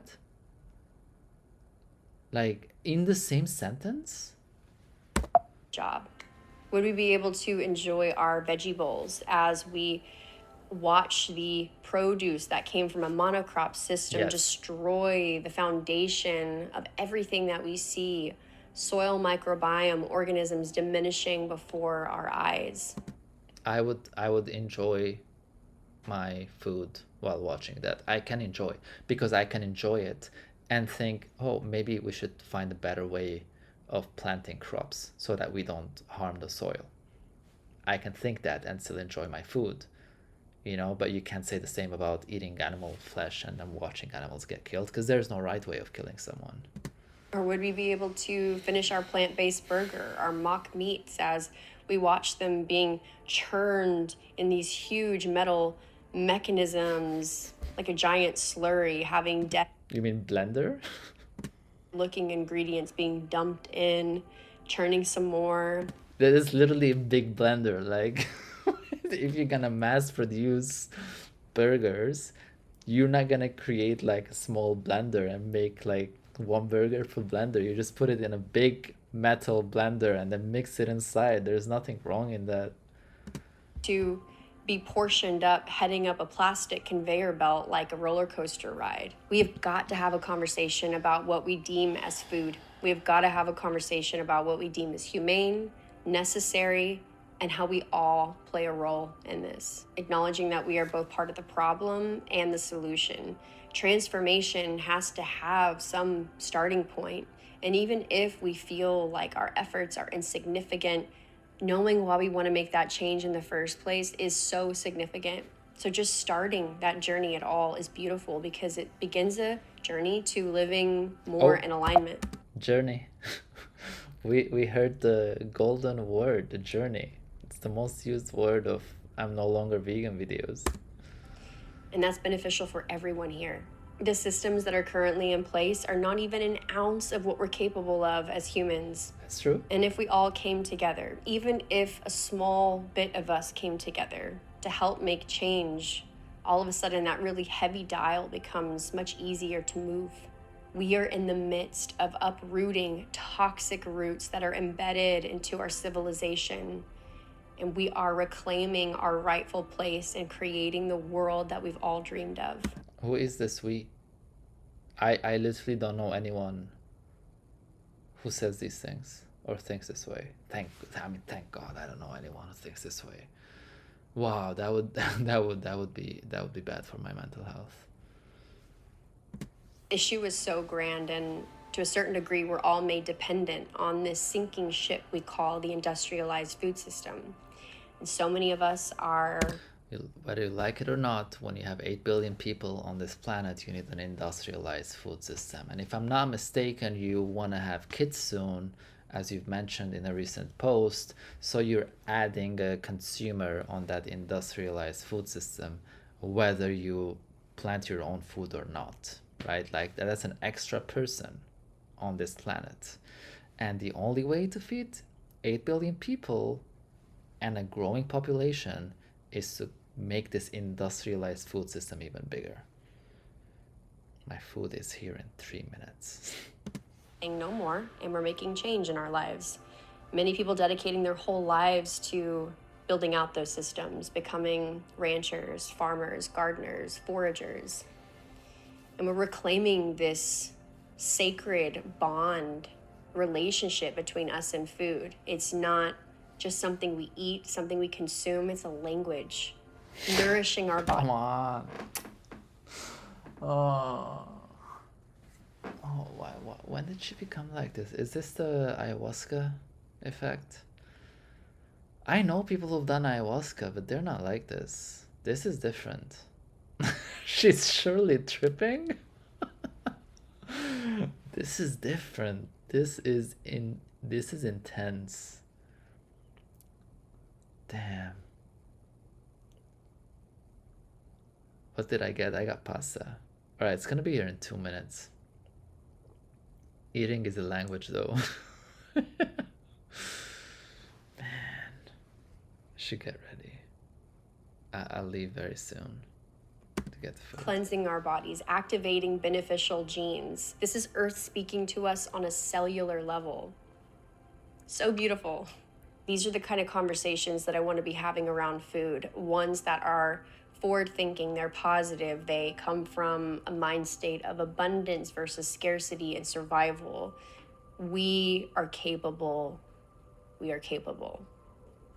So here's why. Yeah, we are capable of reason and logic, none of which seem to have any place in this word salad. All right, food is 1 minute away. please stay with me. There's 69 of you. Thank you so much. Like I honestly, I'm gonna be very honest with you. I legit was convinced. I'm not joking.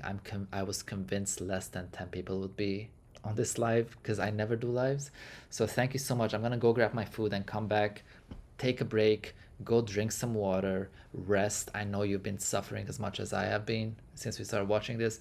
And thank you so much for that donation. I wish you guidance on your journey towards harmony with Mother Earth. Namaste. Sorry, she's affecting my brain. Thank you so much. I'll be back in a bit. Go take a break and come back, all right?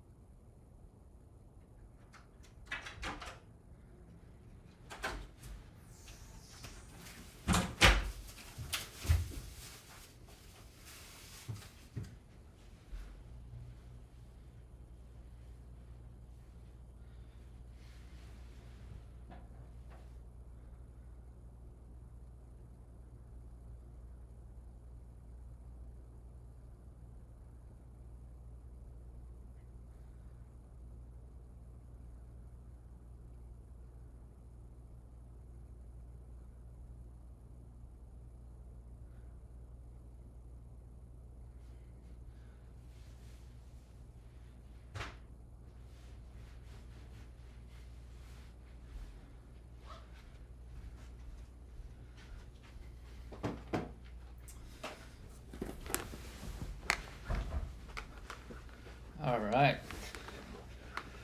Finally got some food. Okay, where are we at with the comments? Let's take a quick look. Oh wait, why can't I?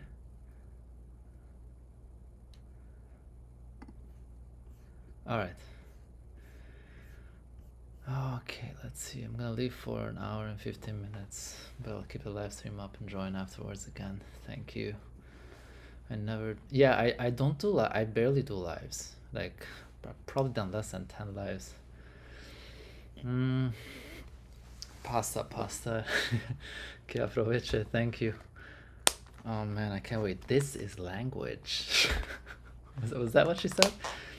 I can't take that much. We'll hear too much of it in Ubud later, everyone. That's true. Seb really left us here to stare at her face. I told you, go take a break as well. All right, let's make sure I don't like spill this all over the place. This is a good portion. This is a really good portion. All right. This is emotional. Another Earth Mama. I feel like someone to go vegan, they need to do their research themselves. Yeah. All right. What else is going on?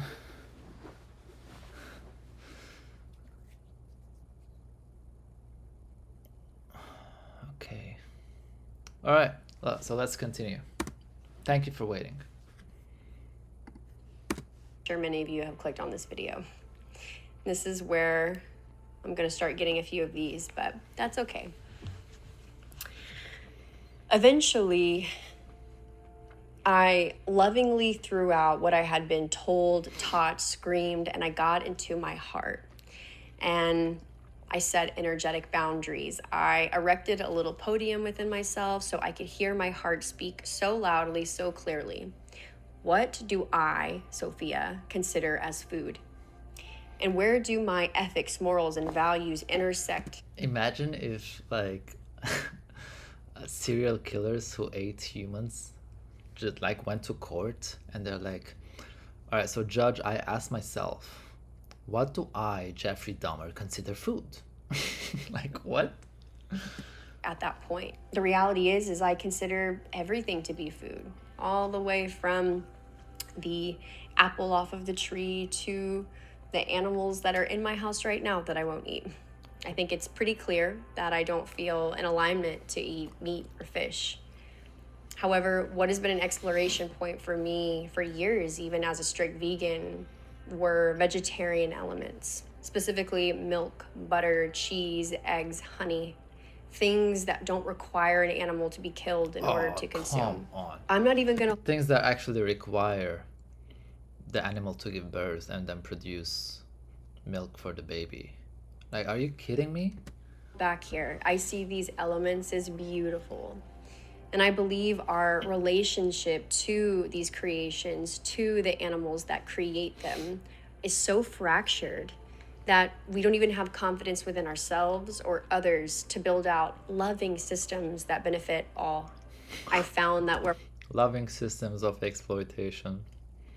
soul feels most content to dance within is a spectrum of, I guess, what you could call ethical vegetarianism all the way to raw foodist. And I say dance because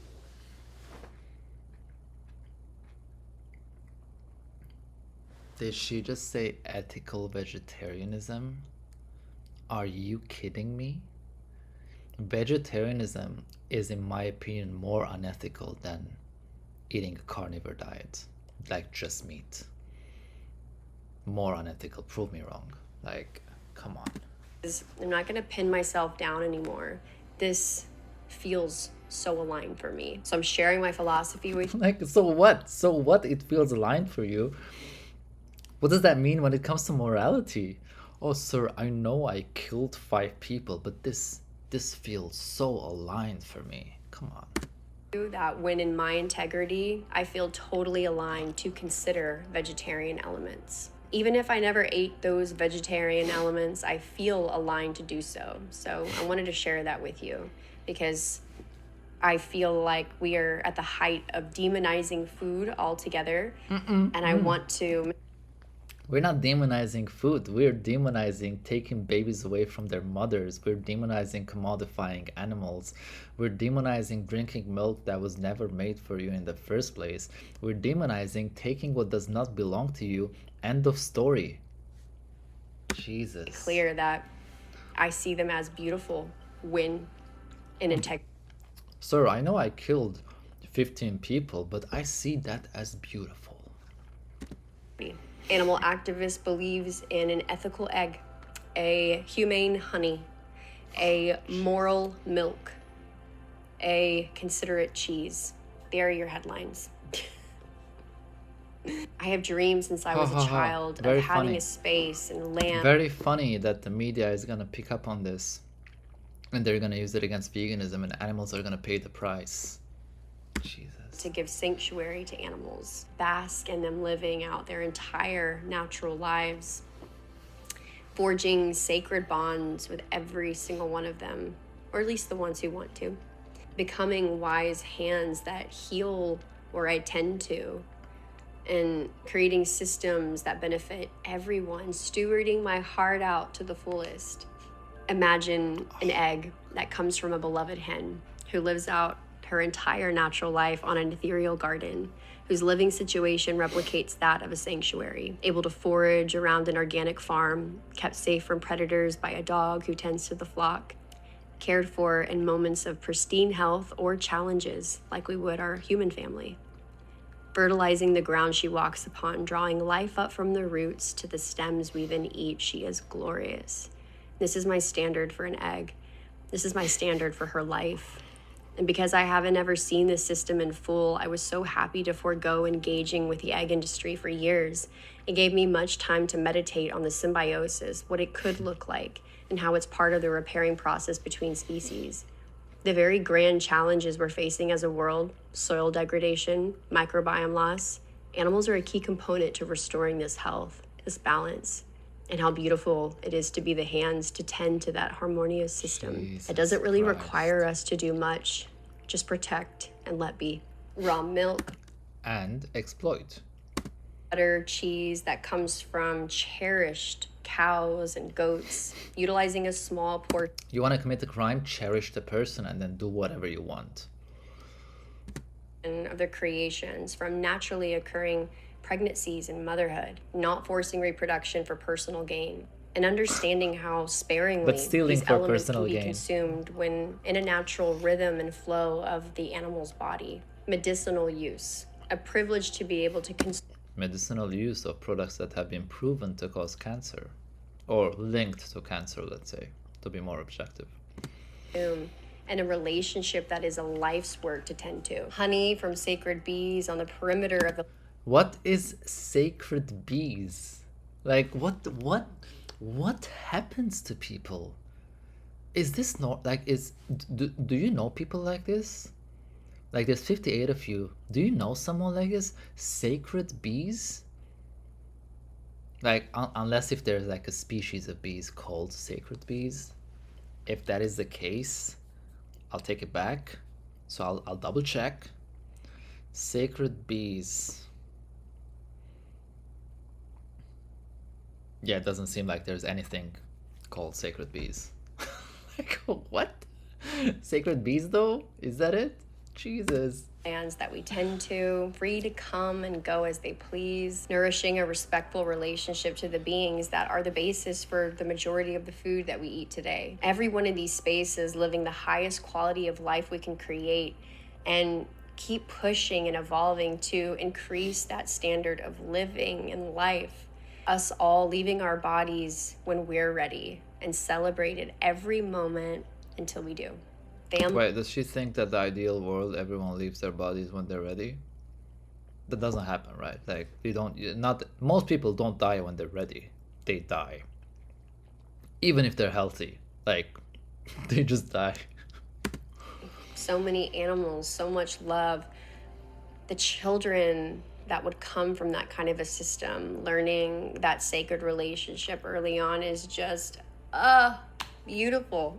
Sacred relationship, though. Thriving gardens, abundance. I see plants as being the core There's the golden word. Abundance. central force of our food, of our vitality. And these vegetarian elements being somewhat of a gift for spending our life in stewardship to. Just a heads up, when you take something without consent, that's not gift. You can call it a gift if you want, but it's not gift. Life and creation. They may not be our everyday foods, and that's what makes it so special. It's something that we have to really work towards in order to be able to benefit from. So I ask you this question like I've asked myself for years. More so for you, you don't have to answer to me.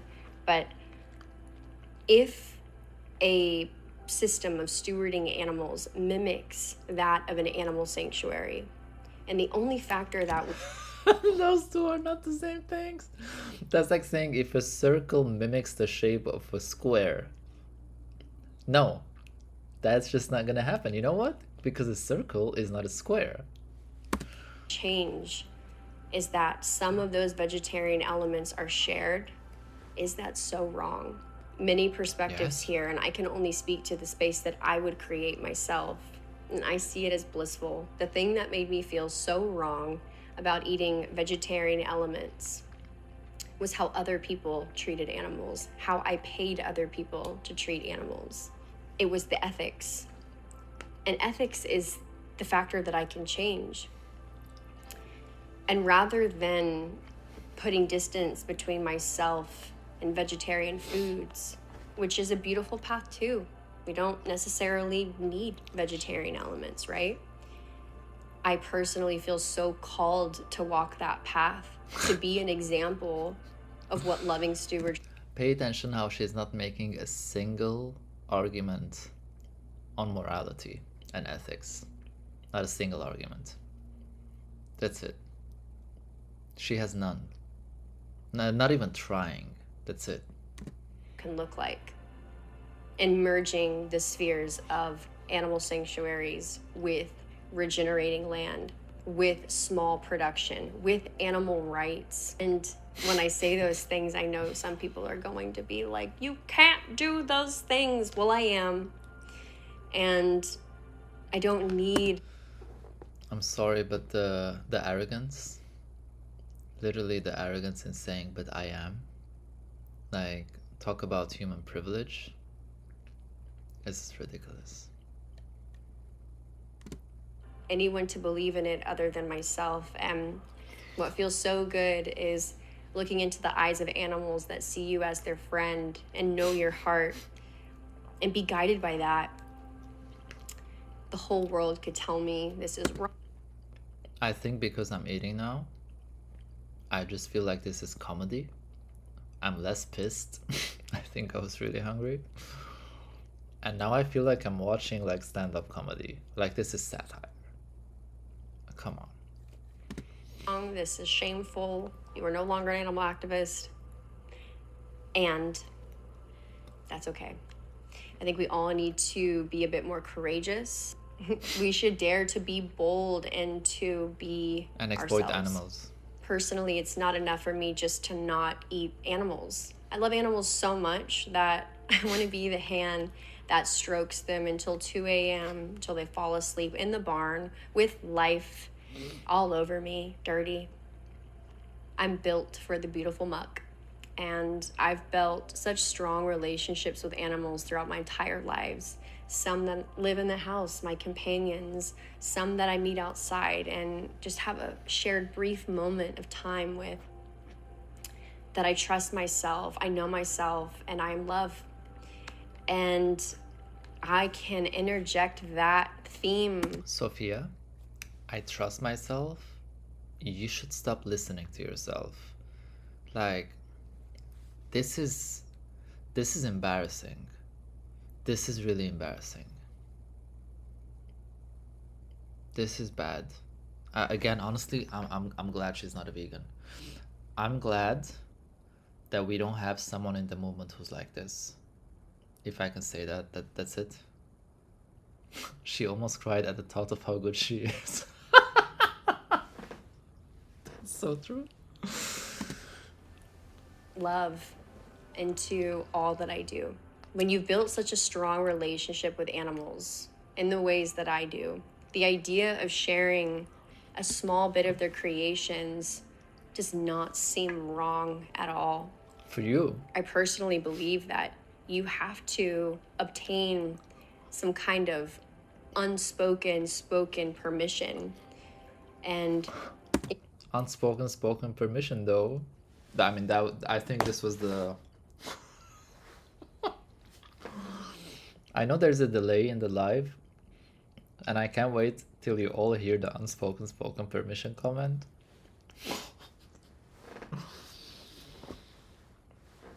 I think I will change the thumbnail of this video to unspoken spoken permission though. I think I'm gonna do that. What do you all think? Journey, symbiotic beauty.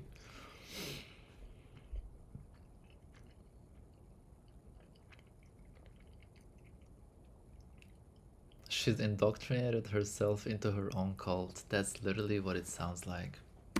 You've never felt what that is, then you've never felt what that is. To be allowed into such a If you've never felt what that is, then you've never felt what that is. sacred part of an animal's lives, because you can not be allowed in, they can fight you, is such a powerful moment for species relations. And to be able to build that, to foster that, and to continue to nurture it every single day is my church. I'm honoring, I'm respecting, and I'm loving. You're not honoring And there anyone. are many ways to do this. No, there aren't. Some might not feel called to walk this path, and that's okay.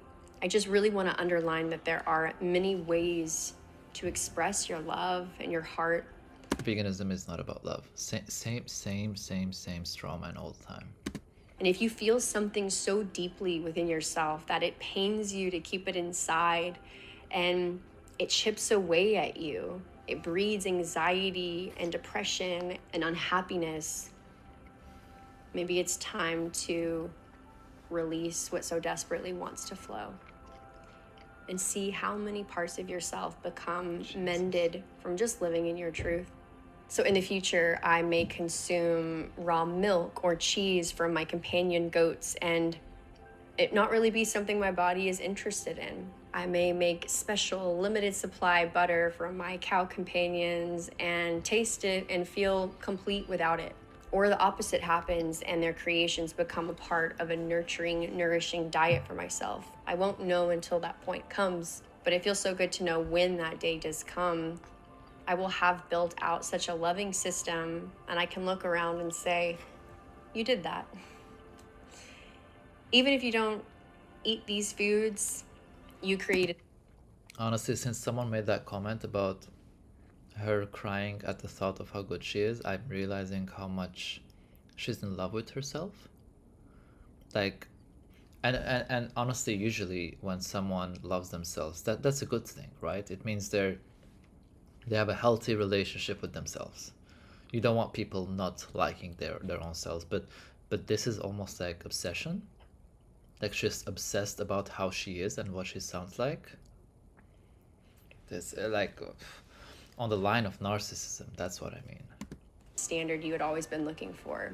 It exists. As for honey, I've begun to have some from a local farm that is just so beautiful. Happy, free bees treated with respect. This is actually an area that I'd like to dive into deeper, as there's a massive conversation to be had about native bee populations, the future of our natural food system. Native bee populations are going extinct because of the honey industry. What is this? Like this. I don't know what to say. This is next level. Which are dependent on bees, pollinators. It's a conversation that encompasses industrialized agriculture, habitat loss, our relationship to this incredible substance, and the ones who make it. We're going to see that our hands all play a role in this, vegan or not, honey or not. We recently brought native plants to the garden for prep for earthing, and wow, they've attracted so many different kinds of bees and pollinators. We're gonna get this entire space primed for insects soon. I had my first egg not too long ago from a farm here in Austin that openly and proudly shares their ethics towards her flock of about 80 hens. I couldn't believe it when I read this sign at the farm one day. It was such hope for me, an example of someone doing things differently, thoughtfully, being a source of ethical eggs for her community, a sanctuary to birds that were considered spent from where they came from previously, A sanctuary. fertilizing hub to regenerate soil, all the things. This was the first food I ate in years to render me not vegan, and it felt right to have waited for so long. It made it all that more special. I could thank the hens who provided, watch them peck away in happiness. Just what is this? Like, did you had an egg, get over it. You don't need to like make a whole romantic text over it. Someone says show us the pasta. I don't know how much of it would show, but like that is a good portion, right? By the way, let me know if like I'm too close to the mic when I'm eating. I don't know what you can hear, so feel free to let me know. Know that they were going to live out their entire natural lives surrounded by love, never being used for meat.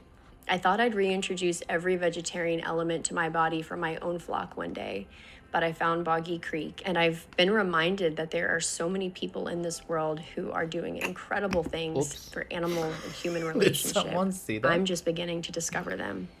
I probably need the napkin. That pasta like flew right out of my mouth. All right, give me a moment. I got tomato sauce all over my keyboard.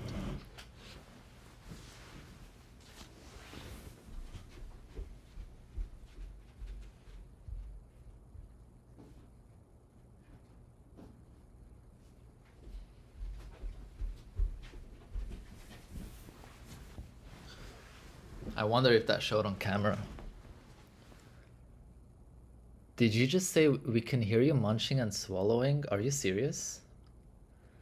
And no one told me? Or are you just like teasing me? I eat pasta from the floor. Okay, that's it. I'm getting pasta tomorrow. I'm happy something good is coming out of this. Lick the keyboards. Oh man, this has been really fun. The thing is, I don't have like the table ends here, right where the mic ends. Maybe I can actually put it a bit further. Maybe like this. ASMR. You emit, you attract, and I'm so excited to connect with so many more Earth Warriors. Over the last few years, I have been asked a lot to speak on vegan panels and events promoting veganism, and I turned all of them down because I see... Thank God you turned them down. Honestly, thank God. This broader vegan movement with corporate interests involved as this coupling with artificial foods. The majority of the sponsors for these kinds of events, maybe about 95% of them, are food product companies. And their products are... Well, and the companies who are selling you eggs and leather jackets are not profit companies? Like, what kind of argument is that? So empty, lacking in nutrition, and in an effort to create less suffering for animals, can create a level of suffering within our own bodies. When speaking to Provide evidence. People spearheading these kinds of events and just learning more about the rhetoric and the push, I saw a huge push for these artificial vegan foods. And I've spoken and attended more vegan events than you ever have, and not a single time have I been asked or seen someone pushing alternative products. Like, people sell stuff, no one's pushing anything. Acknowledge that we're all tending to our own gardens of change. This isn't one that I feel compelled to really be a part of. This fast emerging sphere of what we call mock meat, mock cheese, mock dairy, vegan foods, and so on. Biggest consumers of mock meat and mock cheese and mock dairy are non-vegans. That's the market that they created for anyway. It's extremely saturated with products that are, in my opinion, going to cause a slew of health issues for the world. Keyword, my opinion. A continuation of disconnection between us and Earth, what is natural. A lot of these vegan products are extremely inflammatory for the body, loaded with sugar, gums, emulsifiers, artificial flavors, artificial colorings, additives, preservatives that are dosing the body with, again, in my opinion, trauma. Not all companies...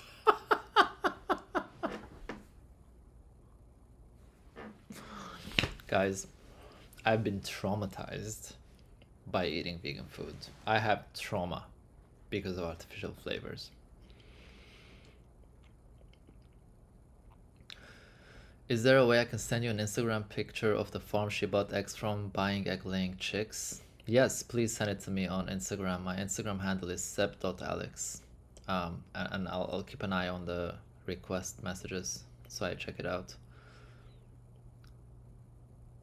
Vegan capitalism bad, animal holocaust capitalism good though. Yeah. This is insane. Great vegan foods are this way. There is a long list of beautiful companies who are either fully vegan or create vegan products that are such quality. Just to shout out a few: Virgin Cheese, Eden Foods, amazing. When fertility is on the decline, our hormones are all out of whack, autoimmune is on the rise, depression, anxiety, mental health is a central topic. If people listen to you, depression and anxiety are going to be on the rise, that's for sure. It's time to take back our health, which is aided by a... You know what, I'm going to be honest, when I decided to do this live, I thought I wouldn't make nasty comments against Sophia. She's a nice person. But after 2.5 hours, I don't even consider this a nasty comment. I actually think she makes zero sense. And I think she's become a very self-obsessed, narcissistic person who is harming the animals with her actions. That's just the truth. And I provided evidence for it, unlike the stuff that she says. To real whole foods, real whole experiences, real whole versions of ourselves, and real whole intention into our life.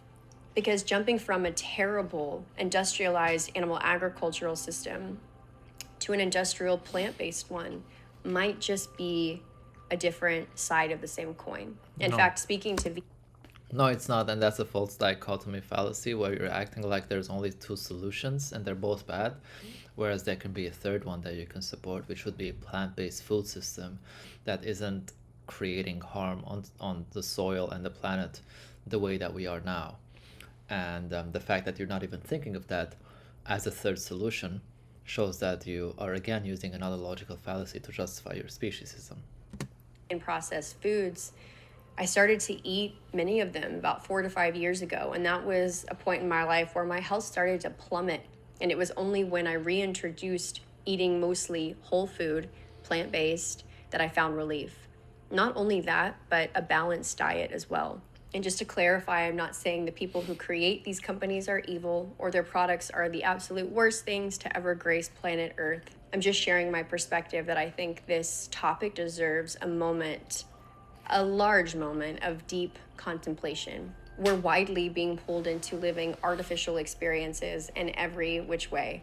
And the food, vegan or not, is starting to match.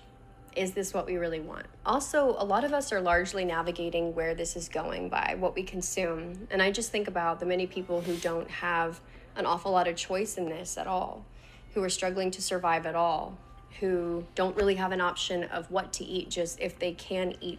And where we steer has an impact on everyone. So if it's not becoming easier for others to access healthier foods, if this is where this is going, then I just want to focus on creating abundance for myself, understanding systems of growing so that I can learn how to share that abundance with others and make it more possible. I love when I see accounts sharing recipes that are plant-based, mostly whole foods, nourishing, full of life, healthy fats. To me, these are the accounts and pages that are really holding it down for the plant-based space and being a symbol of what this life... Yeah, then support these accounts. Why are you exploiting animals? Why can't you just support these accounts? Can look like when intentional. I'm not here to debate what is the most healthy. I think there are many ways, many paths to being healthy. If you've watched my content for a while, you'll notice I don't really speak about health or the environment or body goals because it's always been about ethics for me. All of the other stuff has just been bonuses. What I She's such a genius that no one else has ever known whole food plant-based is healthy. do believe is that we deserve to be healthy, and I hope that you find that for yourself, whatever that is, and the reality that We're constantly being told to think this, do that, be that, pushed and corralled into many spaces and ways of thinking where we can't really hear ourselves. If we truly consider Earth, animals, us to the highest degree, what does our plate look like? I've always known mine, and it's a colorful prayer for a kinder world. I'm also officially announcing my new food page, company, brand, online community hub. Of course, there's a marketing thing here. Of course. From the weeds and saying, I love you, farewell, to elbows on the table.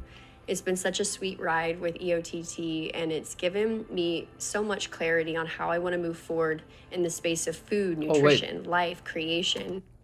Did she say she's done with it? I'm so confused. I'm beginning fresh because it feels good to grow something from a space of transparency and knowing. And by beginning new, it also gives everyone an opportunity to come along for that journey if they feel aligned. Depending on when you watch this video, the website may be live, the Instagram. Oh yeah, so she is obviously selling something as well. Live now. The name From the Weeds is so special to me because I see this revival of what we previously deemed as insignificant or undesired. Did you know there isn't a widely agreed upon definition for the word weed? And when we think about weeds, we often see them as pesky, in the way, invasive, when many of Earth's weeds are some of the most nutritious foods, a literal blanket of receivers that help bolster soil health, gold for pollinators. Go look at a field and tell me how insignificant weeds are to the insect community. I think not. They're like Earth's unconditional love coming back again and again. We have a lot to learn from weeds. So I'll leave you with this quote from Ralph Waldo Emerson, who invented walking backwards. This video lacked a little humor. I have to bring it. I have to. He said, It didn't lack any humor. We had a lot to laugh at, I'm not gonna lie. and I quote, "What is a weed? A plant whose virtues have not yet been discovered." I love it. Being vegan is beautiful, and I don't identify as it anymore. I made this video for myself to set That's why I put it up for my 3 million followers over YouTube and Instagram. myself free, and also for the many vegan friends that I have. Many I'm sure you've seen online who Ethically Based X Omnivore says Seb eats so eloquently, I just shovel it in. I don't usually eat that way. I just don't feel comfortable shoveling it in as well while I'm live on YouTube. share this same sentiment but are so scared to say anything. We shouldn't feel trapped to express in our fullest, and this is for everybody. This doesn't just pertain to people who feel the same way or who are vegan or who are not. I hope this inspires us all to just be more courageous in life and be more truthful in all ways. I want to acknowledge my husband, who has planted seeds of strength within me, who listened to hours of my emotional journeys as I broke through ceilings within myself, who, through being exactly who he is, reminded me of the inherent good in people and inspired me to extend my compassion in every direction to everyone. I'm so blessed to know him, let alone be in union. I came across this quote by Epictetus recently while scrolling through a sea of lengthy philosophical text online, and this one stared at me right in the soul. It made me uncomfortable, actually, so I initially scrolled past it, and that feeling is such an indicator that there's a lesson, something to be learned, something to expand upon. And the quote reads, "Don't explain your philosophy, embody it." So I've just spent an entire video explaining my philosophy. So, have you realized how many leather boots she has? And she's acting like when she goes to buy, like she's not sure what to get. Like as if her only, like she really had to buy something and the only option was like either bad plastic vegan or used leather from 30 years old. Like every other scene she's wearing another leather boots. And now I just want to embody it, Sure, it's great to share our philosophies and use our words. They are art. By the way, I'm pretty sure that bottle she's drinking from is a company that paid her for an ad on Instagram once. I may be wrong, but just mentioning it. Mute all that we feel. And at the same time, sometimes we spend more time talking than we do embodying. And embodying is a language that connects us to our environment, everything that lives. And I want to spend more time embodying.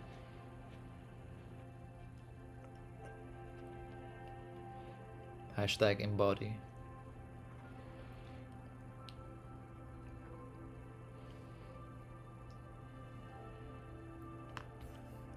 Oh my god, it's over. I can't believe it.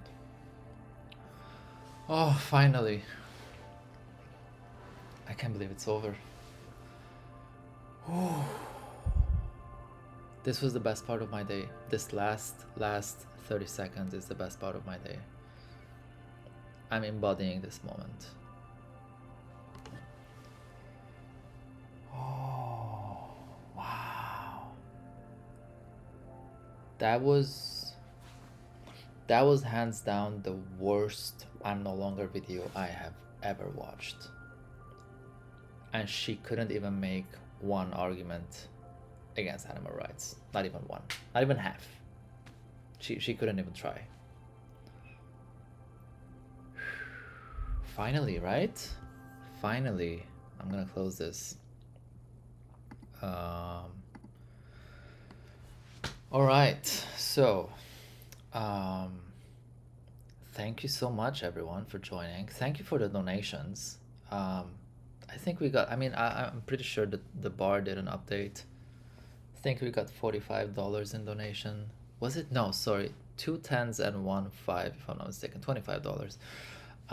So thank you for those who donated. I appreciate it. Definitely covered my pasta. And yeah, my pasta. So thank you for that. And I appreciate your support. I appreciate so many of you joining. As I said earlier, I really thought very few people are gonna join. So and that's because I barely go live like this, but I'm really glad you all joined. What about that? Jerry says you seem so much older than 2 hours ago, Seb. I actually think I lost like a good 8 years of my life watching that. That was intense. That's 2 hours 40 minutes. That was intense. Okay. Oh wow, a piece of pasta flew out of my mouth with that exhale. All right, so I'll look at you here since now I don't have to look at the screen anymore. Thank you again for joining. If anyone else wants to donate, you can check out my website, SEBALEX.org, to support my work. Also, definitely leave comments after this is done.